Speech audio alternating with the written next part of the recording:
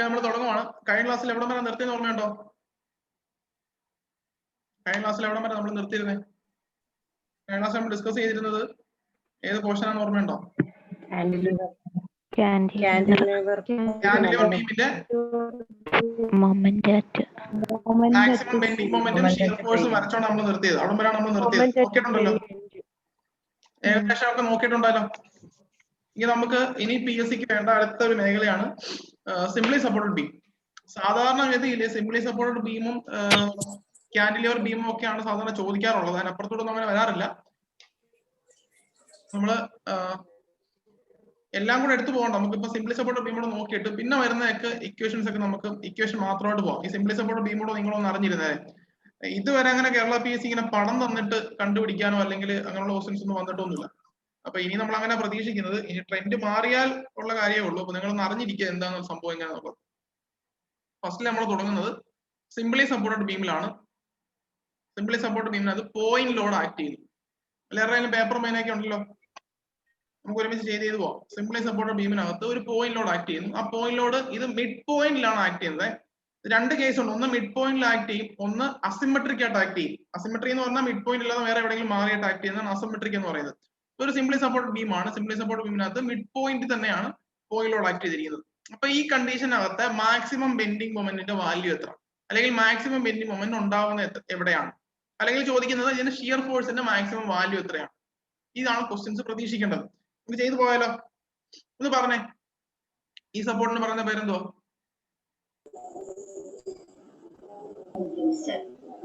ഈ സപ്പോർട്ടിന് പറയുന്ന പേരെന്താണ്?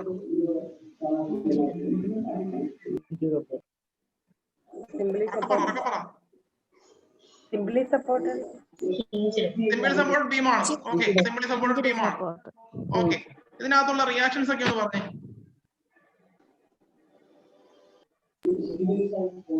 ഇവിടെ എന്തൊക്കെ വരും? ഈ റോളറിനകത്ത് എന്തൊക്കെ വരും? ഇവിടെ ഒരു വെർട്ടിക്കൽ ഫോഴ്സും കാണും. ആരുടെയോ മൈക്ക് ഒന്ന് മ്യൂട്ട് ചെയ്യണം, നല്ല സൗണ്ട് ഉണ്ട്. ഓക്കെ, ഇവിടെ ഏതൊക്കെ റിയാക്ഷൻ വരും? ഇവിടെ ഏതൊക്കെ റിയാക്ഷൻ വരും? റോളർ സപ്പോർട്ടിനകത്ത് ഒരു വെർട്ടിക്കൽ ഫോഴ്സ് ആണ് ഉള്ളത്, ആണല്ലോ. ഇവിടെ ഹിഞ്ചിഡ് വരുമ്പോഴത്തേക്കോ ഒരു വെർട്ടിക്കലും ഉണ്ട്, ഒരു ഹൊറിസോണ്ടലും ഉണ്ട്. പക്ഷേ നമുക്ക് അറിയുന്ന ഒരു ഇക്വിലിബ്രിയം കേസ് ഉണ്ട്.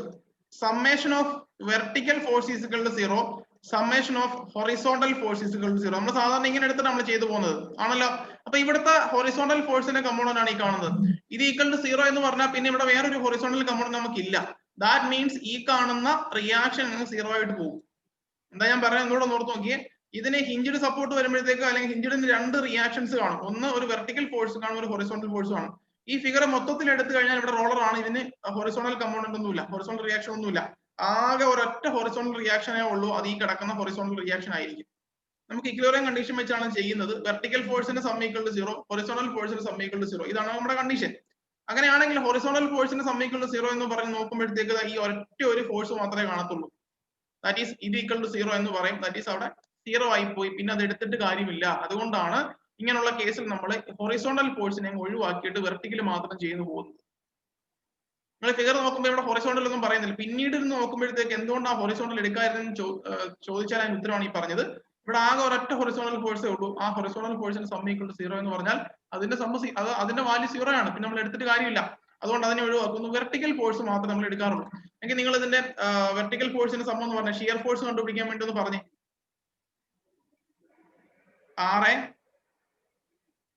പറഞ്ഞോ, പ്ലസ്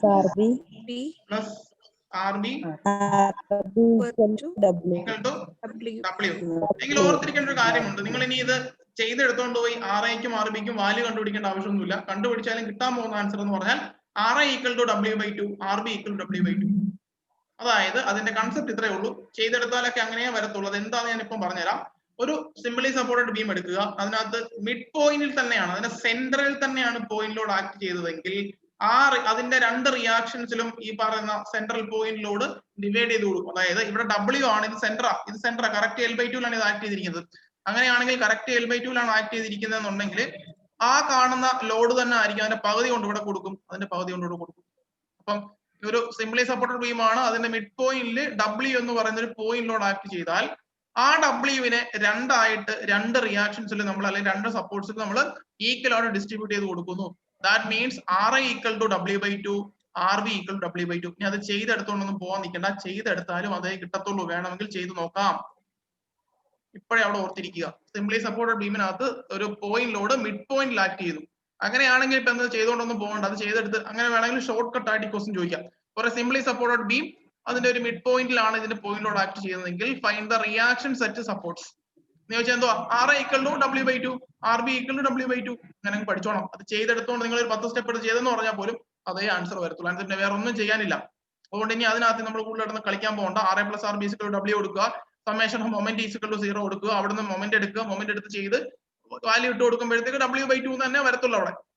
ഇത് ഇക്വേഷൻ നമ്പർ 1 എന്ന് കൊടുത്തിട്ട് മൊമെന്റ് എടുത്ത് ചെയ്തൊക്കെ വരുമ്പോഴത്തേക്ക് അവിടെ RI = W/2 വരും, RB = W/2 എന്ന് വരും. അത്രേ ഉള്ളൂ. അത് ഒറ്റ സ്റ്റെപ്പിൽ അങ്ങ് പറയുവാണ്. സിംപ്ലി സപ്പോർട്ടഡ് ബീം ആണെന്നുണ്ടെങ്കിൽ മിഡ് പോയിന്റ് ഒരു W എന്ന് പറഞ്ഞിട്ട് ലോഡ് ആക്ട് ചെയ്യുവാണെങ്കിൽ അതിന്റെ റിയാക്ഷൻ ഫോഴ്സ് ചോദിച്ചു കഴിഞ്ഞാൽ RI = W/2, RB = W/2. അത് ഇതിന്റെ കേസിൽ മാത്രമാണ് പറയുന്നത്. അല്ലാതെ ഇവിടെ വേറെയൊക്കെ ഫോഴ്സ് ഉണ്ട്. ഇത് സിമ്മട്രിക് അല്ല. മിഡ് പോയിന്റ് അല്ലാതെ അങ്ങോട്ട് മാറിയൊക്കെ ആണെന്നുണ്ടെങ്കിൽ അതിന് വേറെയാ. അത് ഇതല്ല ഇക്വേഷൻ. അതിന് ഇങ്ങനെയുള്ള കണ്ടീഷൻ ഒന്നുമില്ല. ഇത് സിമ്മട്രിക് ആണെങ്കിലുള്ള കണ്ടീഷൻ ആണ് ഈ പറയുന്നത്. ഓക്കെ, അപ്പൊ നമുക്ക് ഷിയർ ഫോഴ്സ് വരയ്ക്കണം. എങ്ങനെ ഷിയർ ഫോഴ്സ് വരയ്ക്കുന്നത്? ഷിയർ ഫോഴ്സ് വരയ്ക്കുന്നത് എങ്ങനെയാ? ഞാനൊരു 0 ലൈൻ വരച്ചു. ഓക്കെ ആണല്ലോ. നമുക്ക് റണ്ണ് എന്ന് പറഞ്ഞൊരു ഫോർമുല ഉണ്ട്. റണ്ണ് ഉണ്ടോ എന്ന് പറഞ്ഞാൽ എന്തുവാ? റൈറ്റ്, അപ്പ്, നെഗറ്റീവ്, അല്ലെങ്കിൽ LUP എന്നൊരു ഫോർമുല ഉണ്ട്. Left, up, positive. ഇതൊരു സെറ്റ് ആണ്. ഇതൊരു സെറ്റ്. നമുക്ക് വേണമെങ്കിൽ ഇതെടുക്കാം. അല്ലെങ്കിൽ നമുക്ക് വേറൊരു ഫോർമുല ഉണ്ട്. 6 റൈറ്റ്, അപ്പ്, പോസിറ്റീവ്. അല്ലെങ്കിൽ നമുക്ക് എഴുതാം ലെഫ്റ്റ്, അപ്പ്, നെഗറ്റീവ്. ഈ രണ്ട് സെറ്റിൽ ഏതെങ്കിലും ഒരു സെറ്റ് നിങ്ങൾ എടുത്താൽ മതി. ഇത് രണ്ട് സെറ്റ് സൈൻ കൺവെൻഷൻ ആണ്. നിങ്ങൾക്ക് ഇഷ്ടമുള്ള സൈൻ കൺവെൻഷൻ എടുക്കാം. ഞാൻ ഈ റണ്ണ് എന്ന് പറയാൻ എളുപ്പമായതുകൊണ്ട് ഞാൻ ഇതാണ് പ്രിഫർ ചെയ്യുന്നത്. കണ്ടോ, റണ്ണ്, ലുപ്പ് എന്ന് പറയുന്ന ഈ ഒരു സെക്ഷൻ ഞാൻ എടുക്കുന്നത്. നിങ്ങൾക്ക് വേണമെങ്കിൽ RUP എടുക്കാം, LUN എടുക്കാം. അത് നിങ്ങളുടെ ഇഷ്ടം പോലെ എടുക്കാം. അപ്പൊ നമ്മൾ എടുത്തിരിക്കുന്ന ഏതാ നോക്കി. നമ്മൾ റണ്ണാണ് നമ്മൾ പഠിച്ചുകൊണ്ടിരുന്നത്. ആണോ? നമ്മൾ റണ്ണാണ് പഠിച്ചത്. അപ്പൊ റണ്ണിന്റെ വെച്ച് നിങ്ങൾ പറഞ്ഞ ഷിയർ ഫോഴ്സ് വരയ്ക്കാൻ വേണ്ടി എന്തോ ചെയ്യുന്നത്? റൈറ്റ് സൈഡ് ആണ്, അപ്പ് ആണ്, എന്തുവാ? -W/2. -W. ഇപ്പൊ ഞാൻ ഇവിടെ എടുത്തിട്ട് ഇവിടെ -W/2 എന്ന് പറഞ്ഞിട്ട് അല്ലെങ്കിൽ W/2 നെഗറ്റീവ് എന്ന് പറഞ്ഞ് നമ്മൾ എടുത്തു. ഓക്കെ ആണല്ലോ. അപ്പൊ ഈ സൈഡിലേ ആയി. ഇനി നേരെ നോക്കിക്കഴിഞ്ഞാൽ ഇവിടെ സീറോ ലോഡിംഗ് ആണ്. സീറോ ലോഡിംഗ് കണ്ടീഷനിൽ ഷിയർ ഫോഴ്സ് ഡയഗ്രാം വരയ്ക്കുന്നത് എങ്ങനെയാണ്? Straight line, horizontal line. C ആണല്ലോ.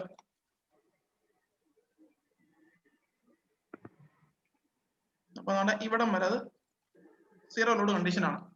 ഓക്കെ, അപ്പൊ ഇത് W/2 എന്ന് പറഞ്ഞു വന്നു. ഇവിടെ നോക്കിയേ, ഇവിടെ ഒരു ലോഡ് ആക്ട് ചെയ്യുന്നുണ്ട്. അങ്ങനെയാണെങ്കിൽ അടുത്ത എന്താ നമ്മൾ ചെയ്യുന്നത്? പറഞ്ഞോ. ഇപ്പൊ W/2 എന്ന് പറഞ്ഞു, അത് W/2 എടുത്തു. ഇത് നെഗറ്റീവ് ആണെന്ന് പറഞ്ഞു. നെഗറ്റീവ് W/2 ആണ്. ഒന്നെങ്കിൽ ഇവിടെ നെഗറ്റീവ് എന്ന് എഴുതാം, ഇല്ലെന്നുണ്ടെങ്കിൽ അവിടെ പടത്തിനകത്ത് ഒരു നെഗറ്റീവ് ചിഹ്നം ഇട്ട് കൊടുത്താലും മതി. എങ്ങനെ വേണമെങ്കിലും ചെയ്യാം. ഇപ്പൊ W/2 നെഗറ്റീവ് W/2 എന്ന് എടുത്തു വെച്ചോ. അതിങ്ങനെ ഇത്രയും പോർഷൻ നോ ലോഡ് കണ്ടീഷൻ ആണ്. ഇത് മുന്നോട്ട് ഇത്രയും കൊണ്ടുവന്നു. ഓക്കെ, ഇവിടെ വരെ സ്ട്രൈറ്റ് ലൈൻ വരച്ചോളൂ. ഇനി ബാക്കി വരയ്ക്കുന്നത് എങ്ങനെയാണ്? ഇവിടെ വന്നപ്പോഴത്തേക്ക് നെഗറ്റീവ് W/2 ആണ്, പ്ലസ് W. അവിടെ വേറൊരു ഫോഴ്സ് ഓപ്പോസിറ്റ് ആക്ട് ചെയ്യുന്നുണ്ട്. ഇതിപ്പം മേലോട്ട് നെഗറ്റീവ് എടുത്തോണ്ട് നിങ്ങൾ തിരിച്ച് പോസിറ്റീവ് എടുക്കാൻ ഒക്കത്തുള്ളത്. അപ്പം നെഗറ്റീവ് W/2 പ്ലസ് W. എത്ര answer? Negative W/2 plus W. അതായത് ഇവിടെ നിന്ന് അങ്ങോട്ട് നമ്മൾ നെഗറ്റീവ് എടുത്തു, അപ്പൊ ഓപ്പോസിറ്റ് പോസിറ്റീവ് എടുക്കണം. W/2. അപ്പൊ ആൻസർ വരുന്നത് W/2 എന്ന് വരും. W/2 എന്ന് വരും. അപ്പൊ ഈ W/2 ആണ് ഞാൻ ഇവിടുന്ന് മുകളിലോട്ട് വരയ്ക്കേണ്ടത്. കണ്ടോ, W/2 ഇവിടെ വരായി. ഇനി ഇത്രയും പോർഷനിൽ നോ ലോഡ് കണ്ടീഷൻ ആണ്. എന്താ ചെയ്യുന്നത് നോ ലോഡ് കണ്ടീഷനിൽ? സ്ട്രൈറ്റ് ലൈൻ വരച്ചു. അങ്ങനെ RA വരെ സ്ട്രൈറ്റ് ലൈൻ ആണ്. വരച്ചപ്പോ മാറിപ്പോയത് സ്ട്രൈറ്റ് ലൈൻ ആണ്. അതെ, RA വരെ വന്നു. RA പറഞ്ഞേ, RA ഇവിടുത്തെ എത്ര? ഇവിടുത്തെ റിയാക്ഷൻ ഫോഴ്സ് എത്ര ആയിരിക്കും? ലെഫ്റ്റ് അപ്പ് പോസിറ്റീവ് ആണ്. ലെഫ്റ്റ് അപ്പ് പോസിറ്റീവ് ആണ്. അങ്ങനെ ആകുമ്പോഴത്തേക്ക് ഇവിടുത്തെ വാല്യൂ അറിയാം, W/2 ആണ്. RB W/2 ആണ്, RA W/2 ആണ്. അപ്പൊ ഇത് W/2 എന്ന് പറഞ്ഞിട്ട് ആണ് ഇതിനെ ഇങ്ങോട്ട് പോസിറ്റീവ് ആയിട്ട് എടുക്കുക. This is positive shear force, this is negative shear force. കിട്ടിയോ? Shear force diagram. ചോദിക്കുന്ന question simply supported beam point load സെന്ററിൽ തന്നെ ആക്ട് ചെയ്യുന്നു എങ്കിൽ find the maximum shear force value. W/2. W/2 ഇത്രയേ ഉള്ളൂ ക്വസ്റ്റ്യൻ. നമ്മള് ആദ്യത്തെ ദിവസം shear force bending moment diagram പഠിച്ചപ്പോൾ ആദ്യം ഒരു കാര്യം പഠിച്ചായിരുന്നു. ഏതാ? ഒരു പോയിന്റ് ലോഡ് ആക്ട് ചെയ്ത് കഴിഞ്ഞാൽ നമുക്ക് കിട്ടാൻ പോകുന്ന ഷിയർ ഫോഴ്സിന്റെ ഷേപ്പ് എന്ന് പറഞ്ഞാൽ എന്തായിരിക്കും? സ്ട്രെയിറ്റ് ലൈൻ ആയിരിക്കണം. ദാറ്റ് മീൻസ് ഒരു റെക്ടാംഗിൾ ആയിരിക്കും നമുക്ക് കിട്ടുന്നത്. കാന്റിലിവർ ബീമിന്റെ ഷിയർ ഫോഴ്സ് ഡയഗ്രം വരച്ചത് ഓർമ്മയുണ്ടോ? റെക്ടാംഗിൾ ആയിട്ട് അല്ലാതെ കിട്ടിയത് കഴിഞ്ഞ ക്ലാസ്സിൽ പഠിച്ച കാര്യം ആണോ? ഇവിടെ വന്നപ്പോഴത്തേക്ക് ഈ സെന്ററിൽ ഇത് സിംപ്ലി സപ്പോർട്ട് ബീം ആയപ്പോഴും ഇതുപോലെ തന്നെ സ്ട്രെയിറ്റ് ലൈൻ തന്നെയാണ് വന്നത്. Shear force diagram straight line തന്നെയാണ്. അപ്പം ബെൻഡിങ് മൊമെന്റ് ഡയഗ്രം എന്തായിരിക്കും? ലീനിയർ ആയിരിക്കും അല്ലെങ്കിൽ ട്രയാങ്കിൾ ആയിരിക്കും. ലീനിയർ ആയിരിക്കും, അതായത് ചരിഞ്ഞ ഇൻക്ലൈൻഡ് ലീനിയർ ഇൻക്ലൈൻഡ് ലൈൻ ആയിരിക്കും. ഇങ്ങനെ വരും, അത് നമ്മൾ ട്രയാങ്കിൾ ആയിട്ട് എടുക്കും. ആണല്ലോ? ഇന്നലെ പറഞ്ഞ അതേ കാര്യം കാന്റിലിവർ നമ്മൾ പറഞ്ഞു. ഇന്ന് നമ്മൾ സിംപ്ലി സപ്പോർട്ട് പറയുന്നുള്ളതേ ഉള്ളൂ. അപ്പൊ ഇവിടെ വന്നപ്പോഴത്തേക്ക് രണ്ട് ട്രയാങ്കിൾ ആയിട്ട് കിട്ടി, സോറി രണ്ട് റെക്ടാങ്കിൾ ആയിട്ട് കിട്ടി. ക്ലിയർ ആയോ? ഓക്കെ ആണെന്ന് പ്രതീക്ഷിക്കുന്നു. അപ്പൊ ഇത്രയേ ഉള്ളൂ ഒരു സിംപ്ലി. താമസിച്ച് ഒന്നുകൂടെ പറയാണ്, ഒരു സിംപ്ലി സപ്പോർട്ടഡ് ബീം ആണ്. അതിനകത്ത് point load mid point act ചെയ്യുവാണെങ്കിൽ പിന്നെ ചെയ്തെടുക്കാനൊന്നും പോണ്ട. RIയും RBയുടെ വാല്യൂ എന്ന് പറഞ്ഞാൽ ഇതിന്റെ നേരെ പകുതിയായിരിക്കും. അപ്പൊ ഇവിടെ RA W/2, RB W/2. ഇനി അത് ഷിയർ ഫോഴ്സ് ഡയഗ്രം വരച്ച കാര്യമാണ് ഇത്രയും പറഞ്ഞുകൊണ്ടിരുന്നത്. ഇവിടെ നമ്മൾ സ്റ്റാർട്ട് ചെയ്തു. ഇപ്പം നമുക്കറിയുന്നത് റൈറ്റ് അപ്പ് നെഗറ്റീവ് എന്നായതുകൊണ്ട് തന്നെ നമ്മളിവിടെ സീറോ ലൈനിൽ നിന്ന് താഴെ നെഗറ്റീവ് എന്ന് പറഞ്ഞാൽ നമ്മൾ തുടങ്ങിയത്. അതാണ് നമ്മൾ പറഞ്ഞുകൊണ്ടിരുന്നത് ഇത്ര നേരം. ഇനി ഇതിന്റെ മൊമെന്റ്, ബെൻഡിങ് മൊമെന്റ് വരയ്ക്കണം. എങ്ങനെ ബെൻഡിങ് മൊമെന്റ്? ബെൻഡിങ് മൊമെന്റ് വരയ്ക്കാൻ വേണ്ടി നിങ്ങൾ ഇങ്ങനെ അങ്ങനെ ചെയ്തുകൊണ്ടൊന്നും പോകേണ്ട ആവശ്യമില്ല. എന്തുമായിരിക്കും? പെട്ടെന്ന് നിങ്ങൾക്ക് കിട്ടും. ഒരു സിംപ്ലി സപ്പോർട്ടഡ് ബീമിന്റെ ഫിക്സഡ് എൻഡിൽ മൊമെന്റിന്റെ വാല്യൂ എത്രയാണ്? 0 ആയിരിക്കും. 0 ആയിരിക്കും. പിന്നെ അതിനകത്ത് നമ്മൾ വല്ലതും ചെയ്യേണ്ട ആവശ്യമുണ്ടോ? പിന്നെ നമ്മളൊന്നും ചെയ്യേണ്ട ആവശ്യമില്ല. ഇതിനകത്ത് ഷിയർ ഫോഴ്സ് ഡയഗ്രം എങ്ങനെയാണ് വന്നതെന്ന് കരുതിയോ? ഷിയർ ഫോഴ്സ് അവിടെ ഇരിപ്പുണ്ട്.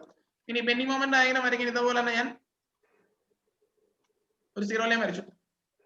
ഈ പോയിന്റിന് എന്തെങ്കിലും പേര് നമ്മൾ പറയോ? ഷിയർ ഫോഴ്സ് 0 ആവുന്ന പോയിന്റ് എന്തെങ്കിലും പ്രത്യേകതയുണ്ടോ? Point of contraction. തെറ്റിപ്പോയി. Bending moment is 0.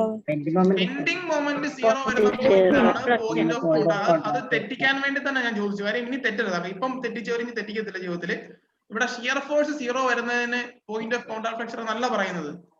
Shear force 0 വരുന്ന പോയിന്റിന്റെ പ്രത്യേകത എന്താണെന്ന് ചോദിച്ചാൽ ബെൻഡിങ് മൊമെന്റ് മാക്സിമം ആയിരിക്കും. ഷിയർ ഫോഴ്സ് 0 വരുന്ന പോയിന്റിലായിരിക്കും ബെൻഡിങ് മൊമെന്റ് മാക്സിമം ആയിരിക്കുന്നത്. ബെൻഡിങ് മൊമെന്റ് 0 വരുന്ന പോയിന്റ് അല്ലെങ്കിൽ സൈൻ കൺവേർട്ട് ചെയ്യുന്ന പോയിന്റിന് പറയുന്ന പേരാണ് പോയിന്റ് ഓഫ് കോൺട്രാഫ്ലെക്ഷൻ. തിരിഞ്ഞു പോകരുത്. ഈ കാണുന്നത് ഷിയർ ഫോഴ്സ് 0 വന്ന പോയിന്റ് ആണ്. ഷിയർ ഫോഴ്സ് 0 വന്ന പോയിന്റ് വേറെ പേരൊന്നും പറയുന്നില്ല. പക്ഷേ അവിടെ ആയിരിക്കും മാക്സിമം ബെൻഡിങ് മൊമെന്റ് നമുക്ക് കിട്ടാൻ പോകുന്നത്. ക്ലിയർ ആയോ? അപ്പൊ ആ പോയിന്റിലായിരിക്കും മാക്സിമം ബെൻഡിങ് മൊമെന്റ് കിട്ടാൻ പോകുന്നത് ഓർത്തിരിക്കുക. നമ്മൾ 0 ലൈൻ വരച്ചു. ഈ ഇവിടെ 0 ആയിരിക്കും. കാര്യം സിംപ്ലി സപ്പോർട്ടഡ് ബീമിന്റെ ഫിക്സഡ് എൻഡുകളിൽ മൊമെന്റ് 0 ആണെന്ന് നമുക്കറിയാം. അതുകൊണ്ട് ഈ എൻഡിലും 0 ആണെന്നുള്ള നമ്മൾ ഇപ്പോഴേ മാർക്ക് ചെയ്ത് വെച്ചു. മാക്സിമം കിട്ടാൻ പോകുന്നത് ഇത് വരുന്ന പോയിന്റിലാണെന്ന് നമുക്കറിയാം. അതായത് ഷിയർ ഫോഴ്സ് 0 ആയ പോയിന്റിലാണ് നമുക്ക് മാക്സിമം ബെൻഡിങ് മൊമെന്റ് കിട്ടാൻ പോകുന്നത്. അത് എങ്ങനെ കണ്ടുപിടിക്കും? ഏതെങ്കിലും ഒരു സൈഡ് എടുക്കുക. ഞാൻ ഈ with respect to b, bending moment with respect to b എന്ന് പറഞ്ഞേ.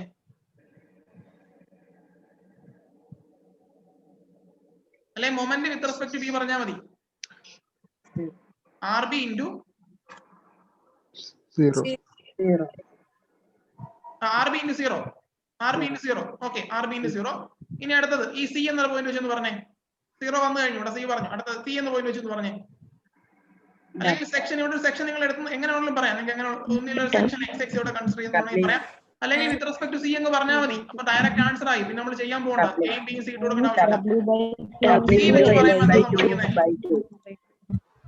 എന്തോ W into L/2. W into L/2. W into L/2. W into L/2.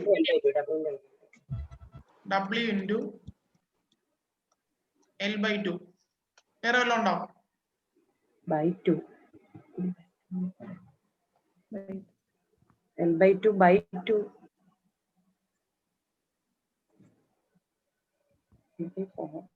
W into L/2 by 2. W into L by 2 by 2. അതെങ്ങനെ by 2 വന്നേ? അത് section consider ചെയ്യുന്ന section എഴുതുക. നമ്മൾ വിത്ത് respect C ആ പറയുന്നത്. ബെൻഡിങ് മൊമെന്റ് അല്ലെങ്കിൽ മൊമെന്റ് വിത്ത് റെസ്പെക്ട് സി ആ ഞാൻ ചോദിച്ചത്. വേറെ എല്ലാം വിട്ടേരെ. Moment with respect C. അപ്പം സി എന്നാണ് സെക്ഷൻ എടുക്കുന്നെങ്കിൽ അതിന്റെ ഏതെങ്കിലും ഒരു സൈഡിൽ മാത്രം പറഞ്ഞാൽ മതി. രണ്ടോടെ എടുക്കാൻ ഒക്കത്തില്ല. ഏതെങ്കിലും ഒരു സൈഡ്, റൈറ്റ് സൈഡോ ഏതൊരു ലെഫ്റ്റ് സൈഡോ ഏതെങ്കിലും ഒരെണ്ണം എടുക്കാം. അപ്പൊ നിങ്ങൾ ഇത് എടുത്തിട്ട് നിങ്ങളുടെ റൈറ്റ് സൈഡ് ആണ് എടുത്തതെന്നുണ്ടെങ്കിൽ ആ മേളം കേൾക്കുന്ന മൈക്ക് ഒന്ന് മ്യൂട്ട് ചെയ്തേക്കണേ. ഓക്കെ, ഏതെങ്കിലും ഒരു സൈഡാ റൈറ്റ് സൈഡ് എടുത്തെങ്കിൽ ഇത് W ഉണ്ട്. W ഇൻറ്റു ലെങ്ത് എത്രയാണെന്ന് ചോദിച്ചാൽ L by 2. അപ്പൊ W ഇൻറ്റു L by 2 ആണ് അവിടുത്തെ മൊമെന്റ് എന്ന് പറഞ്ഞ സംഭവം. വേറെ ഒന്നും എടുക്കാനില്ലല്ലോ. ഈ ഒരു സെക്ഷനാണ് moment with respect to C എന്ന് ഡയറക്റ്റ് എടുക്കും. എക്സ് എടുത്തിട്ട് put X is equal to L എന്നും എക്സ് 0 എന്നും പറഞ്ഞൊന്നും എടുക്കുന്നത് ഡയറക്റ്റ് ഞാൻ അങ്ങ് സിയിലെ മൊമെന്റ് എടുക്കുക. അങ്ങനെയാണെങ്കിൽ ഇതാണ് നമ്മുടെ പോയിന്റ്. ഇതാണ് സി എന്ന് പറഞ്ഞ പോയിന്റ്. ഈ പോയിന്റ് വെച്ച് മൊമെന്റ് പറയുവാണെങ്കിൽ ഇവിടെ ഉള്ള ഫോഴ്സ് എന്ന് പറയുന്നത് ഒന്ന് ഒന്നെന്ന് പറയുന്നത് ഇത് വെച്ച് എടുക്കുവാണെങ്കിൽ ആർ ബി ഇൻറ്റു W അല്ല ഇവിടെ RB into L by 2. RB into L by 2 ആണോ? W അല്ല എടുക്കുന്നത്. ഈ ഒരു പോയിന്റ് വെച്ച് എടുക്കുകയാണെങ്കിൽ RB ഇൻറ്റു L by 2. നമുക്ക് അടുത്ത റൂൾ അറിയാം. റൈറ്റ് സൈഡിലെ ആന്റി പോസിറ്റീവ് ആയിരിക്കും. നല്ല പറഞ്ഞ ഓർമ്മയുണ്ടോ? റണ്ണും അതും പറഞ്ഞ ബെൻഡിങ് മൊമെന്റ് വരുമ്പോഴത്തേക്ക് റൈറ്റ് സൈഡിലെ വീട്ടിലെ ആന്റി പോസിറ്റീവ് ആയിരിക്കും. എപ്പോഴും ചിരിച്ചുകൊണ്ടിരിക്കുന്നത് പോസിറ്റീവ് ആണെന്ന് പറഞ്ഞു. അങ്ങനെയാണെന്ന് പറഞ്ഞേ.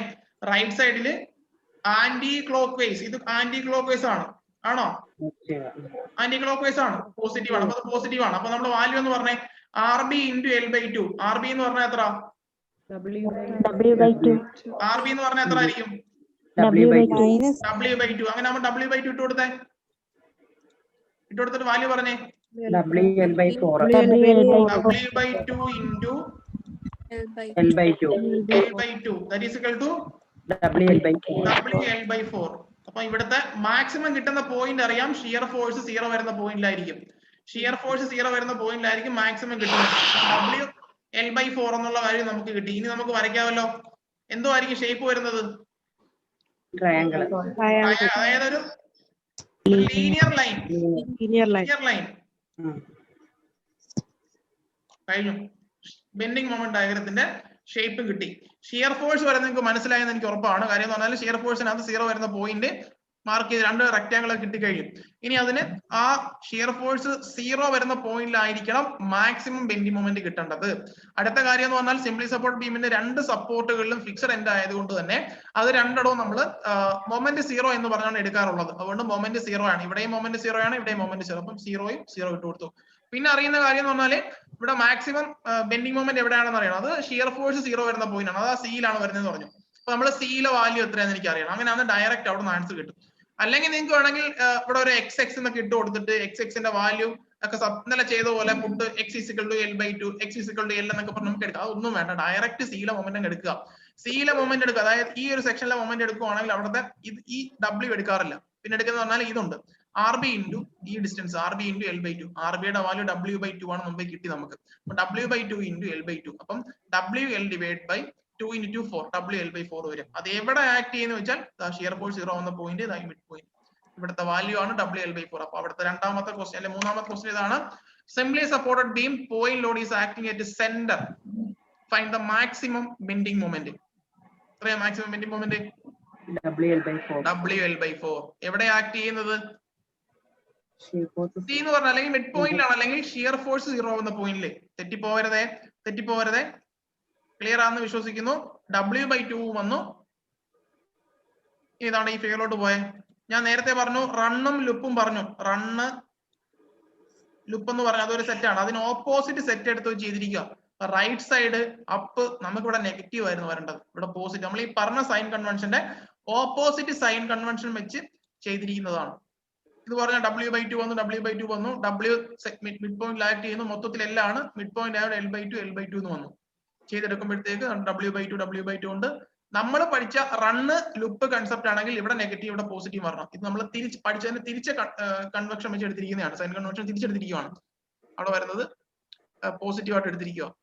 WL by 4 അതാണ്. ഇനി നിങ്ങൾ ബോക്സ് വരയ്ക്കുമ്പോഴത്തേക്ക് എഴുതേണ്ടത് സിംപ്ലി സപ്പോർട്ടഡ് ബീമിനകത്ത് point load at centre maximum bending മൊമെന്റിന്റെ വാല്യൂ WL by 4. ഫിഗർ കണ്ടോ?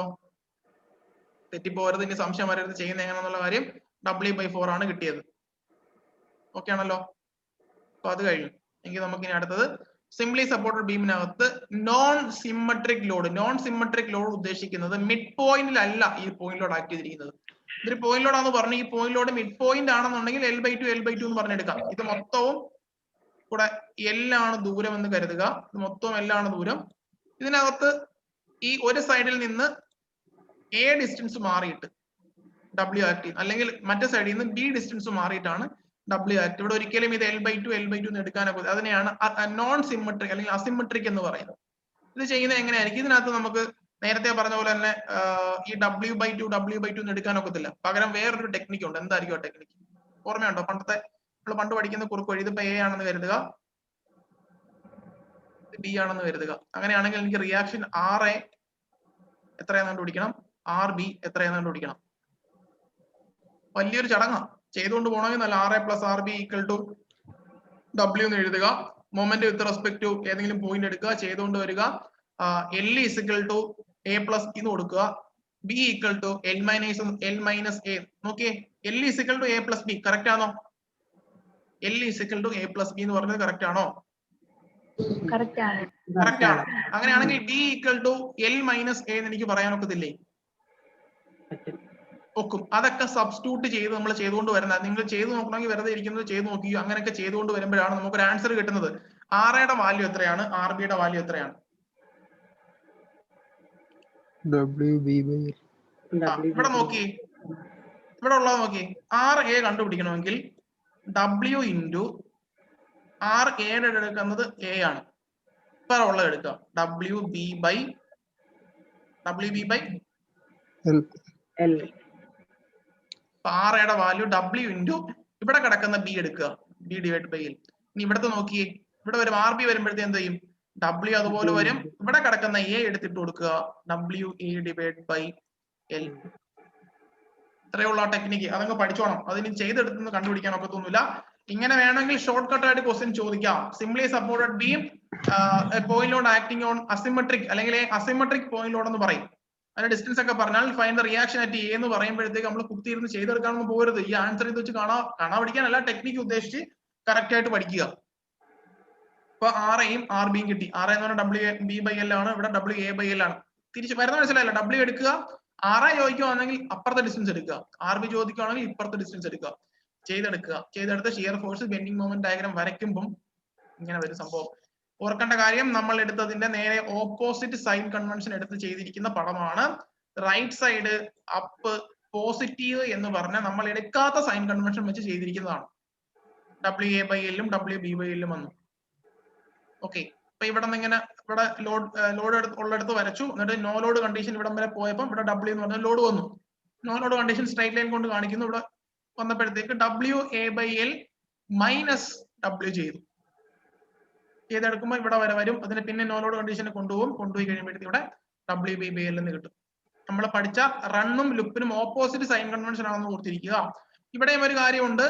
ഈ പോയിന്റ് കണ്ടോ, ഈ പോയിന്റിലാണ് ഷിയർ ഫോഴ്സ് സൈൻ ചേഞ്ച് അല്ലെ ഷിയർ ഫോഴ്സ് 0 ആയി മാറിയത്. ആ പോയിന്റിലായിരിക്കണം മാക്സിമം ബെൻഡിങ് മൊമെന്റ് വരേണ്ടത്. അപ്പൊ അത് ചെയ്തെടുക്കുമ്പോഴത്തേക്ക് maximum bending moment value WAB/L എന്നായി. WAB/L എന്നായിരിക്കും. ചെയ്തെടുത്താൽ മതി. ചെയ്തെടുക്കുമ്പോൾ കിട്ടുന്ന ആൻസർ WA/L. ചെയ്യണമെങ്കിൽ ഒരു 15 മിനിറ്റ് മിനിമം ഇതിനു വേണ്ടി ചെയ്യണം. അങ്ങനെ നമുക്ക് യൂണിവേഴ്സിറ്റി എക്സാം ഒന്നും അല്ലല്ലോ ഇത്, അതുകൊണ്ടാണ് ചെയ്യാതിരുന്നത്.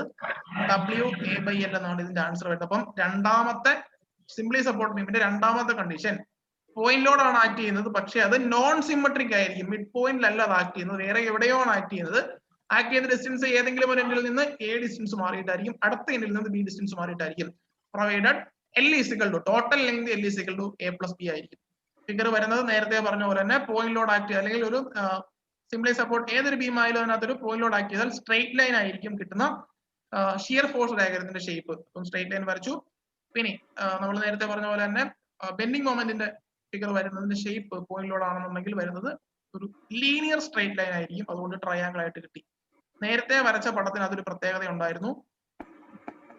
ഒരു ഇതേ ട്രയാങ്കിൾ പറഞ്ഞ പേരെന്താ?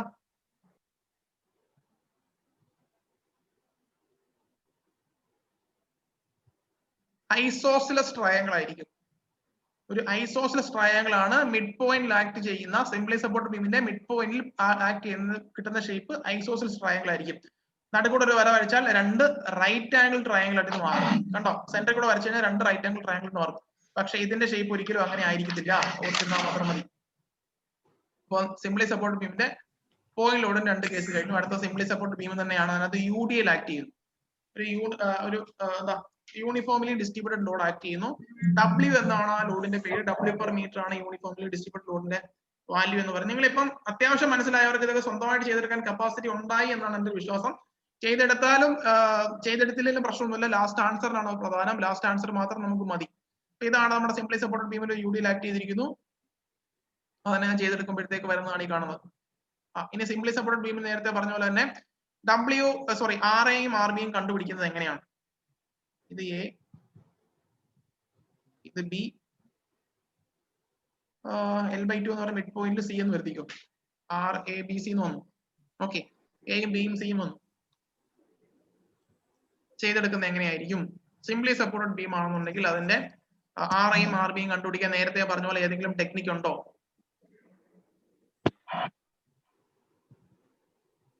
സിംപ്ലി സപ്പോർട്ടഡ് ബീമിനെ നമ്മൾ പോയിന്റ് ലോഡ് ആക്കി മാറ്റിയല്ലോ ചെയ്യാൻ ഒക്കത്തുള്ളൂ. നിങ്ങളൊന്ന് ചെയ്ത് നോക്കട്ടെ, ആൻസർ പറഞ്ഞേ. ഞാനൊരു പോയിന്റ് ലോഡായിട്ട് കൺവേർട്ട് ചെയ്യാണ്. പോയിന്റ് ലോഡാണ്, ഇതാണ് പോയിന്റ് ലോഡ്. പോയിന്റ് ലോഡിന്റെ പേര് വാല്യൂ W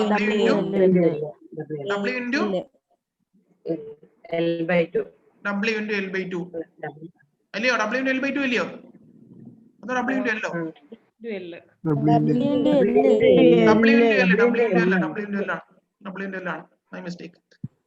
ആണ്. പോയിന്റ് ലോഡ് കിട്ടി. ഇനി നിങ്ങൾക്ക് RAയും RBയുടെ വാല്യൂ നേരത്തെ പോലെ പറഞ്ഞേ. Simply supported beam point load mid പോയിന്റിൽ ഇരിക്കുന്നു.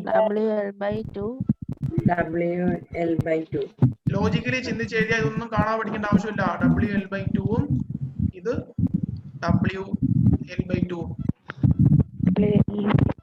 രണ്ടായിട്ട് ഈക്വൽ ആയിട്ട് ഡിസ്ട്രിബ്യൂട്ട് ചെയ്ത് കൊടുത്തു. ഷിയർ ഫോഴ്സ് ഡയഗ്രം വരയ്ക്കുമ്പോഴത്തേക്ക് എന്തുമായിരിക്കും വരുന്നത്? ഒരു സ്ട്രെയിറ്റ് ലൈൻ വരച്ചു, സ്ട്രെയിറ്റ് ലൈൻ 0 ലൈൻ എന്ന് പറഞ്ഞ് വരച്ചു. ഓക്കെ, നമ്മുടെ കൺസെപ്റ്റ് അനുസരിച്ച് right side up negative, right side up negative ആകുമ്പോഴത്തേക്ക് WL/2 നമ്മുടെ കൺസെപ്റ്റ് വെച്ചാണ് വരയ്ക്കുന്നത്. നമ്മൾ ബുക്കിന് ഇതിന് അടുത്ത പേജ് കാണുമ്പോൾ ഓപ്പോസിറ്റ് കൺവെൻഷൻ ആയിരിക്കും കേട്ടോ. ഇപ്പൊ റണ്ണ് എന്ന് പറഞ്ഞാണ്, അപ്പം WL/2 കിട്ടി. ഇവിടെ നിന്ന് ഇവിടം വരെ നോ ലോഡ് കണ്ടീഷൻ ആണ്. നോ ലോഡ് കണ്ടീഷനിൽ ഇതാ നേരെ ഇവിടം വരെ കൊണ്ടുപോയി. ഓക്കെ ആണല്ലോ? ബാക്കി പറഞ്ഞേ, പറഞ്ഞോ. ട്രയാങ്കിൾ പോലെയല്ലേ സാർ? സോറി, ട്രയാങ്കിൾ പോലെ വരുന്നത്. കറക്റ്റാ, ട്രയാങ്കിൾ പോലെ വരുന്നത്. അതായത് സിംപ്ലി സപ്പോർട്ടഡ് ബീമിനകത്ത് പോയിന്റ് ലോഡ് വരുമ്പോഴാണ് സ്ട്രെയിറ്റ് ലൈൻ, ഇവിടെ വരുമ്പോൾ ട്രയാങ്കിൾ ആണ് വരുന്നത്.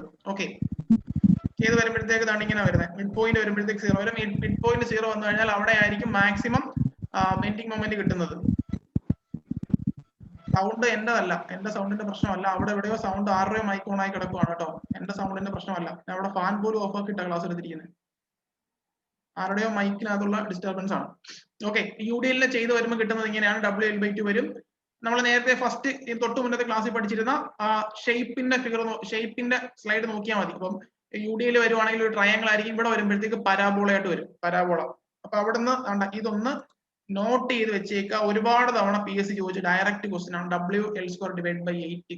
അതായത് സിംപ്ലി സപ്പോർട്ടഡ് ബീമിനകത്ത് UDL ആക്ട് ചെയ്യുന്നു. Find the maximum bending moment, അല്ലെങ്കിൽ ബെൻഡിങ് മൊമെന്റ് മാക്സിമം വരുന്ന വാല്യൂ എത്രയാണെന്നുള്ളത് ഡയറക്റ്റ് ക്വസ്റ്റ്യൻ ആയിട്ട് ചോദിച്ചിട്ടുണ്ട്. WL²/8 ചെയ്തുകൊണ്ട് പോകേണ്ട ആവശ്യമില്ല, ആൻസർ മാത്രം എഴുതി വെക്കും. നിങ്ങൾ ഈ ക്ലാസ് കഴിയുമ്പോഴത്തേക്ക് ഒരു ബുക്കിനകത്ത് ഒരു ബോക്സ് വരച്ചിട്ട് ഒരു സിംപ്ലി സപ്പോർട്ടഡ് ബീമിന്റെ കേസ് 3 വരയ്ക്കുക, അല്ലെങ്കിൽ കാന്റിലിവർ ബീമിന്റെ 3 വരയ്ക്കുക. ഈ 2 ആണ് ചോദിച്ചിട്ടുള്ളത്, അതിനപ്പുറത്തൊന്നും ചോദിക്കാറില്ല. അതിനകത്ത് തന്നെ UVയിൽ വലുതായിട്ട് ചോദിച്ചിട്ടില്ല ഇതുവരെ. നമുക്ക് 2 പോയിന്റ് ലോഡും പോയിന്റ് ലോഡും വരും, UDLും വരും. UVയിലൊക്കെ അങ്ങനെ ചോദിച്ച് വലുതായിട്ട് കാണാറൊന്നുമില്ല. കേരള PSC എത്രമാത്രം UVയിലും പഠിച്ചു വെച്ചാൽ. WL²/8 ആണ് സിംപ്ലി സപ്പോർട്ടഡ് ബീമിനകത്തുള്ള മാക്സിമം ബെൻഡിങ് മൊമെന്റ് വാല്യൂ. അത് മിഡ് പോയിന്റിലായിരിക്കും. കാര്യം എന്ന് പറഞ്ഞാൽ മിഡ് പോയിന്റിലൂടെ ഷിയർ ഫോഴ്സ് 0 വരുന്നുണ്ട്. ഇവിടെ മിഡ് പോയിന്റ് ആയിരിക്കും വരുന്നത്. ഇവിടെ WL/2 ആണ് മാക്സിമം ഷിയർ ഫോഴ്സിന്റെ വാല്യൂ. ഈ വാല്യൂസ് ആണ് ഇമ്പോർട്ടന്റ്. ഈ വാല്യൂ എങ്ങനെയെങ്കിലും പഠിച്ചേ ഒക്കത്തുള്ളൂ, അല്ലാതെ യാതൊരു രക്ഷയില്ല. പഠിക്കാതെ എക്സാം എഴുതാൻ പോകരുത്. സിംപ്ലി സപ്പോർട്ടഡ് ബീമിന്റെ കേസ് തന്നെയാണ്. വീണ്ടും UVയിൽ ആക്ട് ചെയ്യുന്നു. ഒരു UVയിൽ ആക്ട് ചെയ്തു കഴിഞ്ഞാൽ എന്താണ് സംഭവിക്കുന്നത്? UVL കേസ് നമ്മൾ പറഞ്ഞു, പോയിന്റ് ലോഡിനകത്ത് ഷിയർ ഫോഴ്സ് സ്ട്രൈറ്റ് ലൈൻ വരും, UDL-നകത്ത് ഷിയർ ഫോഴ്സ് ട്രയാങ്കിൾ വരും, അല്ലെങ്കിൽ ലീനിയർ ലൈൻ ഇൻക്ലൈൻഡ് വരും, അപ്പൊ ട്രയാങ്കിൾ ആയിട്ട് കിട്ടും. ഇനി UVL വരുമ്പോഴത്തേക്ക് ഷിയർ ഫോഴ്സിന്റെ ഷേപ്പ് എന്തായിരിക്കും? യൂണിഫോമിലി വേരിയിങ് ലോഡ് ആണ് വരുന്നതെന്നുണ്ടെങ്കിൽ ഷിയർ ഫോഴ്സ് ഡയഗ്രത്തിന്റെ ഷേപ്പ് എന്തായിരിക്കും? പരാബോള ആയിരിക്കും. സെക്കൻഡ് ഡിഗ്രി കർവ് അല്ലെങ്കിൽ പരാബോള ആയിരിക്കും. അപ്പം ഷിയർ ഫോഴ്സിന്റെ value second degree curve parabola ആയിട്ട് വരയ്ക്കുക.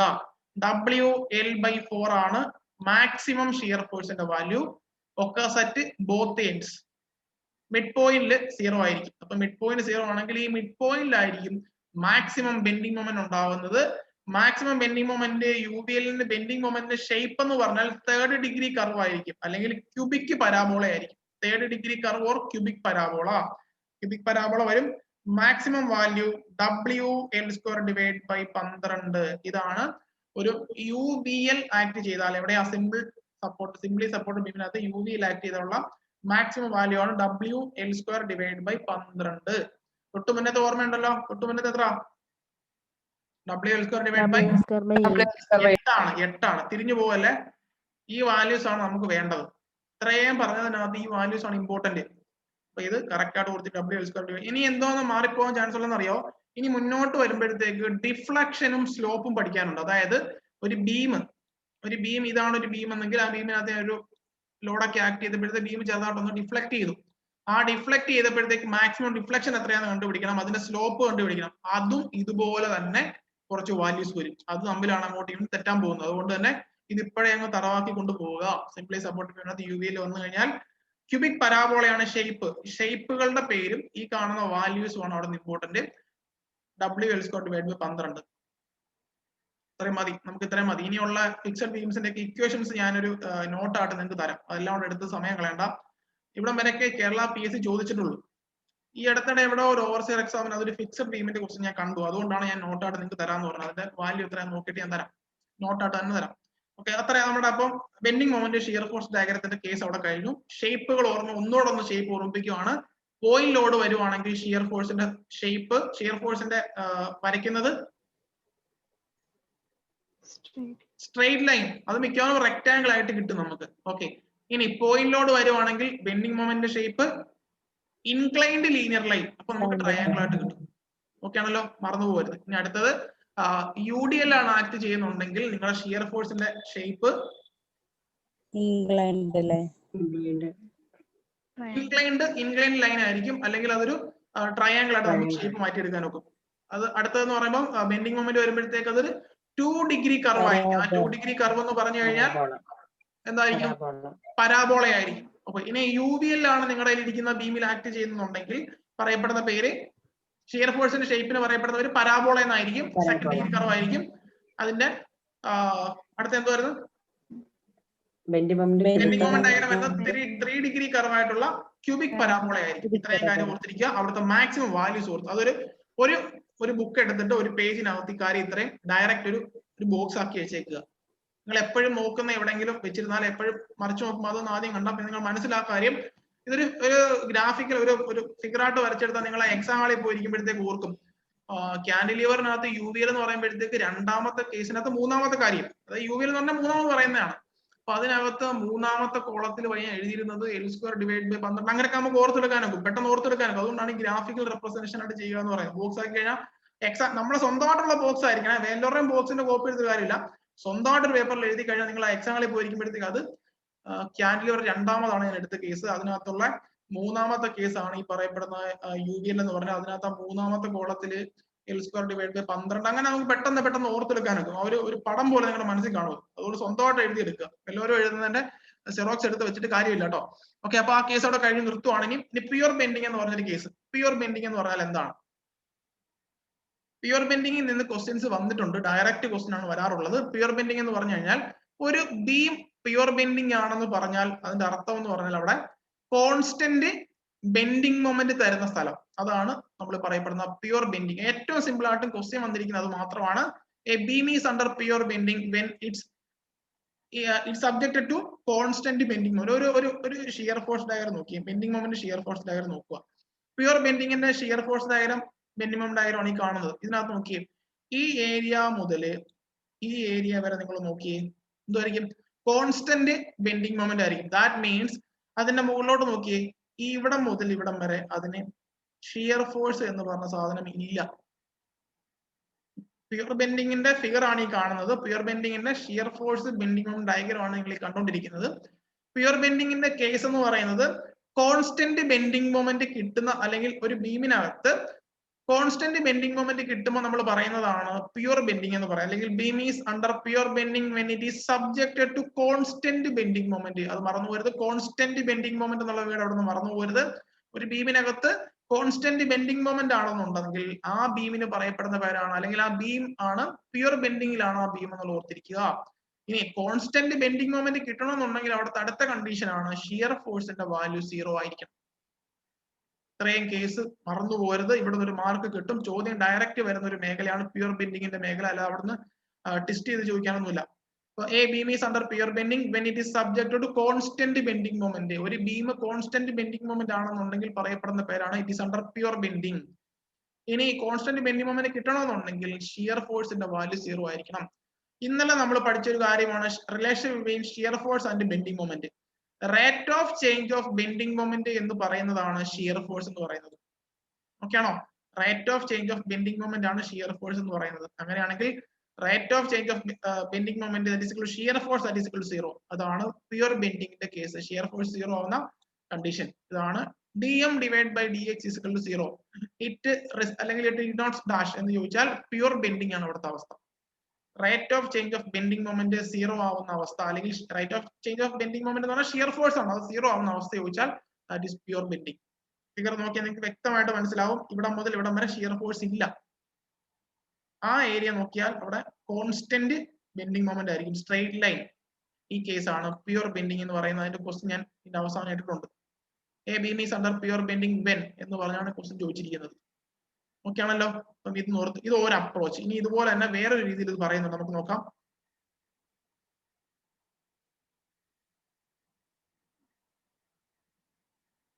ഓക്കെ, പോയി, കുഴപ്പമില്ല, ഇത് മതി. ക്വസ്റ്റ്യനകത്താണ്. ഓക്കെ, അപ്പൊ നിങ്ങൾ ഓർത്താൽ മതി പ്യുർ ബെൻഡിങ്ങിന്റെ കേസ് ഓർത്തിരിക്കുക. ഓക്കെ, ഇനി അടുത്തതെന്ന് പറയുന്നത് നമ്മൾ പഠിക്കുന്നത് ഈ ഒരു ഇക്വേഷൻ ഓർമ്മയുണ്ടോ? ഓർമ്മയുണ്ടോ ഇക്വേഷൻ? ഇതുപോലെ ടോർഷൻ ഒരു ഇക്വേഷൻ പഠിച്ചായിരുന്നു. ഏതാ ഇക്വേഷൻ? ടോർഷൻ റിജിഡിറ്റി എന്നൊക്കെ പറഞ്ഞ ഇക്വേഷൻ പഠിച്ച ഓർമ്മയുണ്ടോ? T by J is equal to tau by R. Tau by R is equal to n theta by J. N theta by L. ആ ജിക്ക് പറയുന്ന പേര് Modulus of റിജിഡിറ്റി. ഓക്കെ, അപ്പൊ ഈ ഇക്വേഷൻ നമ്മൾ പഠിക്കാൻ പോവാ. ഇക്വേഷൻ പഠിക്കുന്നതിന് മുമ്പ് അതുകൊണ്ട് ബന്ധപ്പെട്ട കുറച്ച് കാര്യങ്ങൾ നമ്മൾ പഠിക്കണം. അതിലോട്ട് നമുക്ക് പോവാം. ഒന്നാമത്തെ കാര്യം, നമ്മൾ ഈ കണ്ട ഇക്വേഷന്റെ പറയുന്ന പേര് ഫ്ലെക്സർ ഇക്വേഷൻ എന്നാണ്. അതിനറിയപ്പെടുന്ന മറ്റൊരു പേരാണ് യൂളേഴ്സ് അല്ലെങ്കിൽ ബെർണോളിസ് ബീം തിയറി എന്നാണ് അതിന്റെ കൺസെപ്റ്റ് പറയുന്നത്. യൂളേഴ്സ് അല്ലെങ്കിൽ ബെർണോളിസ് ബീം തിയറി എന്നാണ് പറയപ്പെടാറുള്ളത്. അവിടെ നിന്നാണ് നമ്മൾ ഈ പറഞ്ഞ ഇക്വേഷൻ നമ്മൾ പോകാറുള്ളത്. അപ്പൊ എങ്കിൽ ആ ഒരു ഇക്വേഷൻ കണ്ടുപിടിക്കണമെങ്കിൽ അതിന് വേറൊരു പേരും പറയാറുണ്ട്, സ്ട്രെസ്സസ് ഇൻ ബീംസ് അല്ലെങ്കിൽ ഷിയർ സ്ട്രെസ് ഇൻ ബീം എന്ന് പറയുന്നത്. ഷിയർ സ്ട്രെസ് ഇൻ ബീംസ് എന്ന് പറഞ്ഞ ടോപ്പിക്കിലാണ് നമ്മൾ കവർ ചെയ്ത് പോകുന്നത്. അങ്ങനെയാണെങ്കിൽ ഇത് പഠിക്കണമെങ്കിൽ ആദ്യം നമ്മൾ കുറച്ച് അസംഷൻസ്, നമ്മൾ ടോർഷൻ ഇക്വേഷൻ പഠിച്ചപ്പോൾ 5-6 അസംഷൻസ് ഇതുപോലെ എഴുതിയിട്ടുണ്ടായിരുന്നു. ഒരു വട്ടം ഒന്ന് പറഞ്ഞിട്ട് നിങ്ങൾ വായിച്ചു നോക്കാമെന്ന് പറഞ്ഞ കാര്യമാണ്. അതേപോലെ തന്നെ അതേ സെയിം ടൈപ്പ് കുറച്ച് അസംഷൻസ് വേണം. ഒന്നാമത്തെ അസംഷൻ ഇതാണ്, ഈ പറയപ്പെടുന്ന ഒരു ബീം പ്യുർ ബെൻഡിങ് തിയറി നമ്മൾ അനുസരിക്കണമെന്നുണ്ടെങ്കിൽ, അതിനകത്ത് ആ ഇക്വേഷൻ ഡിറൈവ് ചെയ്യണമെന്നുണ്ടെങ്കിൽ നമ്മൾ ചെയ്യേണ്ട കുറച്ച് അസംഷൻസ് ആണ്. ഒന്നാമത്തെ അസംഷൻ ആണ് ഈ ബീമിന്റെ മെറ്റീരിയൽ ഹോമോജീനിയസും ഐസോട്രോപിക്കും ആയിരിക്കണം. എന്താണ് ഹോമോജീനിയസ്, എന്താണ് ഐസോട്രോപിക് എന്ന് പറഞ്ഞേ? ഹോമോജീനിയസും ഐസോട്രോപിക്കും എന്താണെന്ന് പറഞ്ഞേ? ഒരു മെറ്റീരിയൽ ഈ മെറ്റീരിയൽ ഹോമോജീനിയസ് എന്ന് പറഞ്ഞാൽ അതിന്റെ അർത്ഥം ഉണ്ടോ?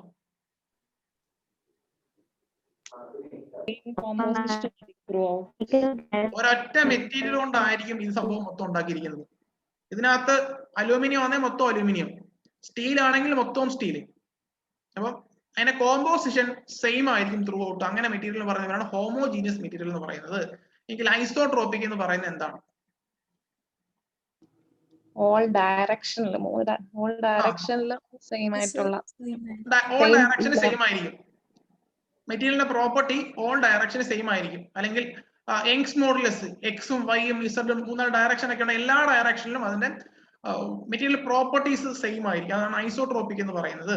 അപ്പൊ നമ്മൾ ഈ എടുക്കുന്ന ഇതാണ് നമ്മുടെ ബീം എന്നുണ്ടെങ്കിൽ ബീം ആദ്യം ഹോമോജീനിയസ് ആയിരിക്കണം. സ്റ്റീൽ കൊണ്ട് മാത്രമായിരിക്കണം, അലൂമിനിയം കൊണ്ട് മാത്രമായിരിക്കാം, അല്ലെങ്കിൽ കോൺക്രീറ്റ് കൊണ്ട് മാത്രമായിരിക്കും. വേറെ ഒരു പരിപാടി അതിന് നോക്കത്തില്ല.